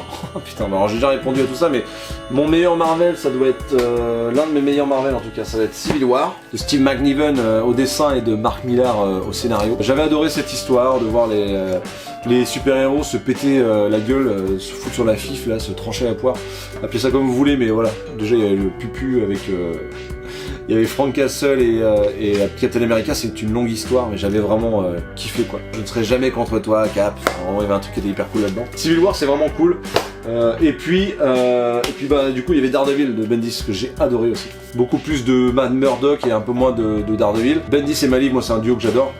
S'il y en avait un aussi à garder, ce serait celui-ci, ils sont vraiment bons. Donc ça c'est vraiment de la frappe chez Marvel. Chez DC, eh ben écoute, je vais tricher, hein. Un petit comics et je me suis quand même gardé d'en parler depuis tout à l'heure, mais Watchmen, voilà. Watchmen c'est d'ici, hein. Donc moi c'est Watchmen sans hésiter une seule seconde. C'est la BD que je préfère le plus au monde. Elle est morte la BD là, elle est morte. Mais c'est la BD que je pourrais racheter jusqu'à la fin de mes jours. J'aime d'amour cette œuvre. Mes œuvres indépendantes, je sais pas ce que je surkiffe. Je suis un gros fan de Preacher. Allez, je vais mettre Preacher. Preacher, vraiment, ça a été une épopée pour moi à vivre. C'était incroyable. Comment peut-on avoir une histoire qui se tient Il y a beaucoup de gens qui ont dit qu'il y avait des ventres mous, moi j'ai pas trouvé quoi. Et puis c'est irrévérencieux. Et puis c'est encore Garth Ennis et Steve Dillon, donc c'est encore un duo incroyable quoi. Donc voilà. Ouais, tout est bon. Tout est bon, donc c'est hyper compliqué. Là je suis en train de refaire la vidéo en fait. Que penses-tu de la vidéo de Neil Durian? Est-ce que même inconsciemment le prix d'une œuvre, si tu l'as eu en service presse ou non, influe sur ton jugement? Oui, je suis forcément plus indulgent avec une œuvre que je n'ai pas aimée dans les collections 4,90, 6,90 avec Urban Nomads ou Pocket que si je les avais eu en format 35 balles. Pour moi c'est pas pareil, c'est-à-dire que j'irai jamais mettre... Enfin, si en fait je me renseigne énormément, si je dois acheter une œuvre de 35 balles, je vais énormément me renseigner. Mais c'est tout aussi déceptif en fait. Moi ce que je trouve décevant c'est d'avoir lu une œuvre de merde et de perdre du temps. Après le ratio page-prix, des fois je trouve ça un peu de la couille, des fois je trouve ça un peu justifié, c'est un peu compliqué quoi. Moi, si les gens pensent que je baisse mon froc pour 35 balles, c'est ultra mal me connaître. Voilà, vraiment. Je comprends pas ce délire commun qu'il y a de se dire non mais c'est un service presse, il va pas dire du mal. Si c'est de la merde absolument, comme je vous ai dit, j'ai pas de temps à perdre en fait, j'en parle même pas. Si c'est mitigé, il y a du bon et du mauvais, il y a toujours du bon et du mauvais. Si t'es un petit peu critique dans ton analyse, il y a du bon et du mauvais dans chaque œuvre que tu vas lire. Donc oui, tu peux parler de toutes les œuvres sans les défoncer ou sans les encenser à chaque fois. Moi, j'ai aucun mal avec les SP. J'en reçois, je vois qu'il y a la question après, mais je peux en recevoir, des fois je peux parler que de ça pendant le mois, des fois j'en parle pas du tout, des fois j'en reçois 50-50, souvent là en ce moment c'est plus 75% de réception SP et 25% d'achat de ma part, et pourtant ça m'empêche pas de dire qu'il y a des œuvres qui sont pas terribles. Donc je comprends pas ça, je pense pas que ce soit de la jalousie de la part de Neil Durian parce que le mec est carré. Je pense qu'il y a pas mal de youtubeurs aussi, ou d'influenceurs, ou qui aiment bien défoncer des œuvres parce que ça fait du clic quoi. Et du coup bah évidemment tu fais pas ça avec tu défonces pas une œuvre gratuitement sans étayer tes propos, et je dis pas que c'est le propos de certains youtubeurs, hein, ni de Neil Durian évidemment, parce que je respecte trop ce mec là pour ça, mais je pense vraiment qu'il y a des gens qui font juste du clic avec des miniatures en disant la pire merde que j'ai jamais lue de ma vie. En fait les gens qui font ça, déjà je trouve ça un peu petit et facile, c'est des gens qui vont pas au contact des artistes, qui voient pas comme un artiste peut vraiment galérer, et qui se rendent pas compte de l'impact. Tu vois, mes vidéos peuvent faire 1500, 2500, 16 000 vues, il y en a qui font 16 000 vues sur la chaîne. J'irais quoi moi? J'aurais quoi à gagner d'intérêt de dire que c'est une véritable honte, c'est de la merde en barre, chier sur cette œuvre, brûler cette œuvre, tu vois. Mais je comprends pas que les gens soient assez crédules, et en vrai je pense vraiment que les gens le sont pas. Ils se doutent que s'ils viennent sur la cave du Mist, s'ils me connaissent un minimum, je suis à peu près droit dans mes baskets. J'ai eu aucun mal à dire du mal de certaines œuvres, tout en étayant mon propos, et inversement, dire que c'était fantastique et que j'avais reçu en SP. Donc voilà, les gens qui font du clic sur le malheur, sur le trash talk et les compagnies, bon bah moi je comprends pas et je les suis pas, et au final je les ai même plus dans ma liste parce que ça m'intéresse pas en fait d'utiliser autant d'énergie pour cracher sur une œuvre qui a été faite par des êtres humains. Non en fait. Après t'es d'accord, t'es pas d'accord avec l'édition, c'est un contrat que tu passes avec l'éditeur et ça vous regarde vous et l'éditeur. Moi je conseille juste des BD qu'on m'a envoyé, je suis transparent. Voilà, après si le mec il estime que je suis pas assez crédible parce que je l'ai reçu, bah grand bien lui fasse. Il regarde pas la vidéo et puis c'est tout. En plus il y a même pas d'animosité dans mes vidéos la plupart du temps. Les mecs le comprennent, donc ce que je trouve dommage chez Neil Durian, c'est qu'il va pas chez Neil Durian parce que j'aime ce mec, mais ce que je trouve dommage pour Neil Durian c'est qu'il a lu 7 ou 10 comics de chez Comics Initiative, 5 de chez Comics de chez 404 Comics, 3 de chez Delirium et machin, et puis il constate juste que l'indépendance c'est pas trop pour lui. Ce que je trouve que c'est une énorme erreur, et je lui en avais envoyé un message d'ailleurs, on en avait parlé tous les deux, parce que j'avais adoré sa vidéo, vraiment elle soulevait plein de propos hyper intéressants. Mais je trouve ça dommage parce que l'indépendant, il y a autant d'histoires intéressantes et créatives et profondes que d'êtres humains. C'est la plupart du temps pas des licences, contrairement à une licence où tu dois être carré et t'as pas le droit de dépasser, et si tu dépasses tu te fais chier dessus par la communauté. Bah l'indépendant c'est la vision bien souvent unique d'une personne qui tout simplement se fait plaisir et propose qu'il a une histoire indépendante avec vraiment un monde qui s'ouvre à nous, un nouvel univers dans lequel on va découvrir des personnages, et puis c'est mauvais mauvais, c'est comme ça, mais dire j'aime pas l'indépendant, je comprends pas cette phrase, voilà, je comprends juste pas de cette phrase. Mais après, ce mec-là, allez le suivre, encore une fois, il est terriblement intéressant, et on a des débats, on pourrait avoir des débats avec Neil Durand qui seraient vraiment fameux, et je serais content, en fait, même avec des abonnés, hein, qui pour leur expliquer mon point de vue, et comprendre le leur, et essayer de débattre. Ça mènerait peut-être à rien, mais au moins, on aurait dit ce qu'on avait à dire, et c'est ça vraiment le plus important pour moi, quoi. Voilà. Donc merci pour ta question qui a vraiment duré trop longtemps, mais vraiment hyper intéressant. Quel est ton budget comics? Bah du coup il est que dalle en ce moment là. Avant c'était une centaine d'euros, maintenant on est plus sur du 50 balles, tu vois. Voilà, donc bah c'est que dalle, hein. En vrai, chez Urban, c'est deux œuvres. Chez Panini, c'est une œuvre et demie, 2 œuvres. En fait, un omnibus, c'est mort, quoi, tu vois. Même les derniers Urban, là, les gros formats à 40 balles, 43 balles, c'est pas possible, quoi. Si on me l'envoie pas, c'est impossible pour moi d'en parler sur la chaîne. Ce qui est quand même dommage, tu vois. Et puis, encore une fois, je le dis, hein, mais il faut différencier le fait d'être conseillère, d'avoir une chaîne YouTube, de prendre du temps pour soi et pour vous. Et pour moi, hein, ça me fait plaisir de le faire. C'est vraiment moi qui ai décidé de le faire et je peux m'en prendre qu'à moi si j'ai pas le temps. Mais du coup, bah, à force de vision, à force d'encaisser, d'emmagasiner énormément d'œuvres dans l'année, bah, je commence à avoir un œil critique qui s'installe. Je suis pas un journaliste, loin de là, c'est un métier, je me prendrai jamais pour un journaliste. Mais voilà, on me fait confiance, on me donne le truc, et on me fait pas confiance parce que j'en dis du bien, contrairement à ce que les gens croient. On me fait confiance parce que j'ai quand même un œil assez critique pour réussir à capter l'importance du récit et comprendre que c'est quand même bien fait, même si c'est pas pour moi. Tu vois, c'est ça qui est intéressant. Putain, faudrait qu'on parle ensemble parce que vraiment t'as des questions hyper intéressantes. Quel est ton budget comics? Combien de comics as-tu? Je n'en sais rien. J'ai 7 librairies. Putain, je suis fatigué, désolé. J'ai 7 bibliothèques là, j'ai la même de l'autre côté et je vais faire une 3e comme ça. Donc je sais pas combien de BD il y a double rang en plus, donc je sais vraiment pas. Combien de comics as-tu? Je sais pas. Vraiment c'est énorme, hein. Je pense que c'est énorme, mais ça me ferait peur. J'ai même peut-être pas envie de le savoir. Manges-tu des céréales le matin? Non. Des crunchs pour avoir autant la pêche? Non, comme je dis, je suis de caractère comme ça, quoi. J'aime bien aller au bout des trucs, quoi. Et puis pas que les gens se fassent pas chier, quoi. Typiquement, je pense que peut-être cette vidéo, elle va vous faire chier, mais bon. C'est une FAQ, il faut passer par là, ça me fait plaisir de le faire. Si tu devais voyager, voire vivre toute ta vie dans un comics inspiré d'une œuvre comme Jumanji ou l'Histoire sans fin, laquelle choisirais-tu? Alors, ce serait, je pense, pas, ouais, c'est encore un truc de ma jeunesse, mais je pense que ce serait dans Landfust. Dans Landfust parce que les femmes sont belles, parce que c'est verdoyant, parce que ça sent la viande grillée, la cervoise et que ouais, j'adore cet univers, quoi. C'est vraiment un truc qui me fait du bien. Un apéro, bière ou muscadet? Le 2, frérot. Moi j'aime tout. Pareil, comme dans les comics, j'aime tout. Je suis ouvert à tout. Il y a que les alcools forts où je suis pas vraiment le meilleur expert et je ne supporte pas des masses. En tout cas, tes vidéos et ta chaîne sont vraiment excellentes. Longue vie à ta carrière YouTube pour notre plaisir. Merci infiniment. J'ai enfin... Ah, il y a Neil Durand qui répond en plus. Bise mon matador et merci pour la petite passe décisive concernant ma vidéo. Ouais, ben voilà. J'espère que j'ai répondu à toutes vos questions. Je vous remercie mais 1000 fois pour toutes ces putains de questions que vous m'avez posées. C'est de la frappe, encore une fois. Je vous remercie. Je vais ranger toutes les BD que j'ai dérangées là. Un jour, vous me dites si peut-être ça vous intéresserait de faire des vidéos. Je me rends compte que je fais peut-être pas des vidéos fun service machin, mais c'est pas un truc qui me botte forcément. Peut-être que si vous voulez que je fasse un tour de mes bibliothèques, je pourrais le faire. C'est pour vous que je le ferai. J'essaierai d'incorporer le truc un peu de façon un peu marrante. Mais je vous remercie infiniment. 2500 sur la chaîne, c'est complètement fou. Je sais pas jusqu'où on va aller. Croyez-moi, ce n'est que le début dans la cave. Il y a beaucoup de projets incroyables qui vont arriver là. Il y a beaucoup d'idées que j'ai en tête, que j'ai envie de faire, j'ai envie d'aller vous voir, mais pour l'instant c'est pas le moment. J'ai le podcast qui est avec la Brasserie Geek qui me tient à cœur, que j'ai pas envie de lâcher, donc je mets ça aussi en avant. Il y a aussi la vidéo un peu podcastique sur l'histoire du bar, là où le Mills il va juste simplement raconter une histoire avec un gars. Ça va revenir aussi. Les t-shirts, j'ai des illustrations, j'ai passé un excellent moment. Voilà, je suis là comme un gogol là dans ma cave. Vous m'avez écouté jusque là, c'est complètement fou si c'est le cas. Merci pour votre soutien, merci pour votre bienveillance. Je vous kiffe fort, c'est pas des conneries en fait. C'est pas des conneries, j'ai pas envie de trahir ça. Je vous lis chacun d'entre vous, je réponds à chacun d'entre vous. C'est un plaisir. Il y a même des gars qui me cassent les couilles à qui je réponds parce qu'ils le méritent tout autant, ils ont le droit de pas être d'accord. C'est avec un peu d'émotion, mine de rien, que j'ai fini cette vidéo parce que j'ai eu énormément de bonnes questions. Je me rappelle des discussions qu'on a eues avec certains. Il y a des gens qui me suivent depuis le tout début, faut quand même se le dire.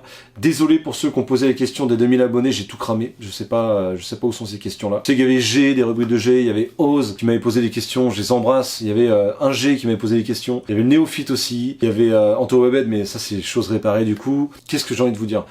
Il y a tellement de youtubeurs passionnants que en fait, je trouve qu'on a une véritable chance d'avoir une communauté comme ça. Je dis pas qu'on vit une ère d'or des youtubeurs, nanana, mes couilles sur ton nez, voilà.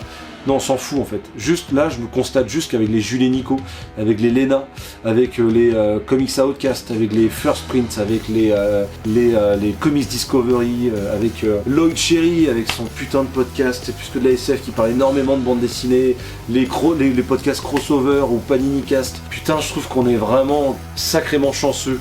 Comme dans le comics indépendant, désolé Neil Durion, mais comme dans le comics indépendant. On est chanceux de vivre une ère de créativité comme celle-ci. Je pense pas qu'on puisse rêver mieux, en tout cas pour l'indépendant. Je sais qu'il y a eu une espèce de ventre mou pour le Marvel et pour DC. Bon bah Panini et Urban ont fait ce qu'ils ont pu, mais là je pense que ça valait mieux. Vraiment, je trouve qu'on a de la chance. Vive le 9e art, vive vous, vive nous, vive la cave du Mills. C'est pas moi la cave du Mills, c'est la cave du Mills, ça vous appartient. C'est un truc qui est assez fou à expliquer, mais je suis très très content d'avoir créé ça avec vous. Et je vous fais d'énormes bisous. Mettez-moi dans les commentaires si vous avez des questions que j'ai pas répondu, que vous voulez peut-être une réponse. Je pourrais peut-être vous répondre individuellement. Merci à tous d'avoir joué le jeu. Je vous fais des énormes bisous, prenez soin de vous, mais genre vraiment, lésinez pas là-dessus. Néo a raison encore une fois, voilà, c'est le plus important. Et sur ce, je vous fais d'énormes bisous, prenez soin de vous et à très bientôt. Dans la cave.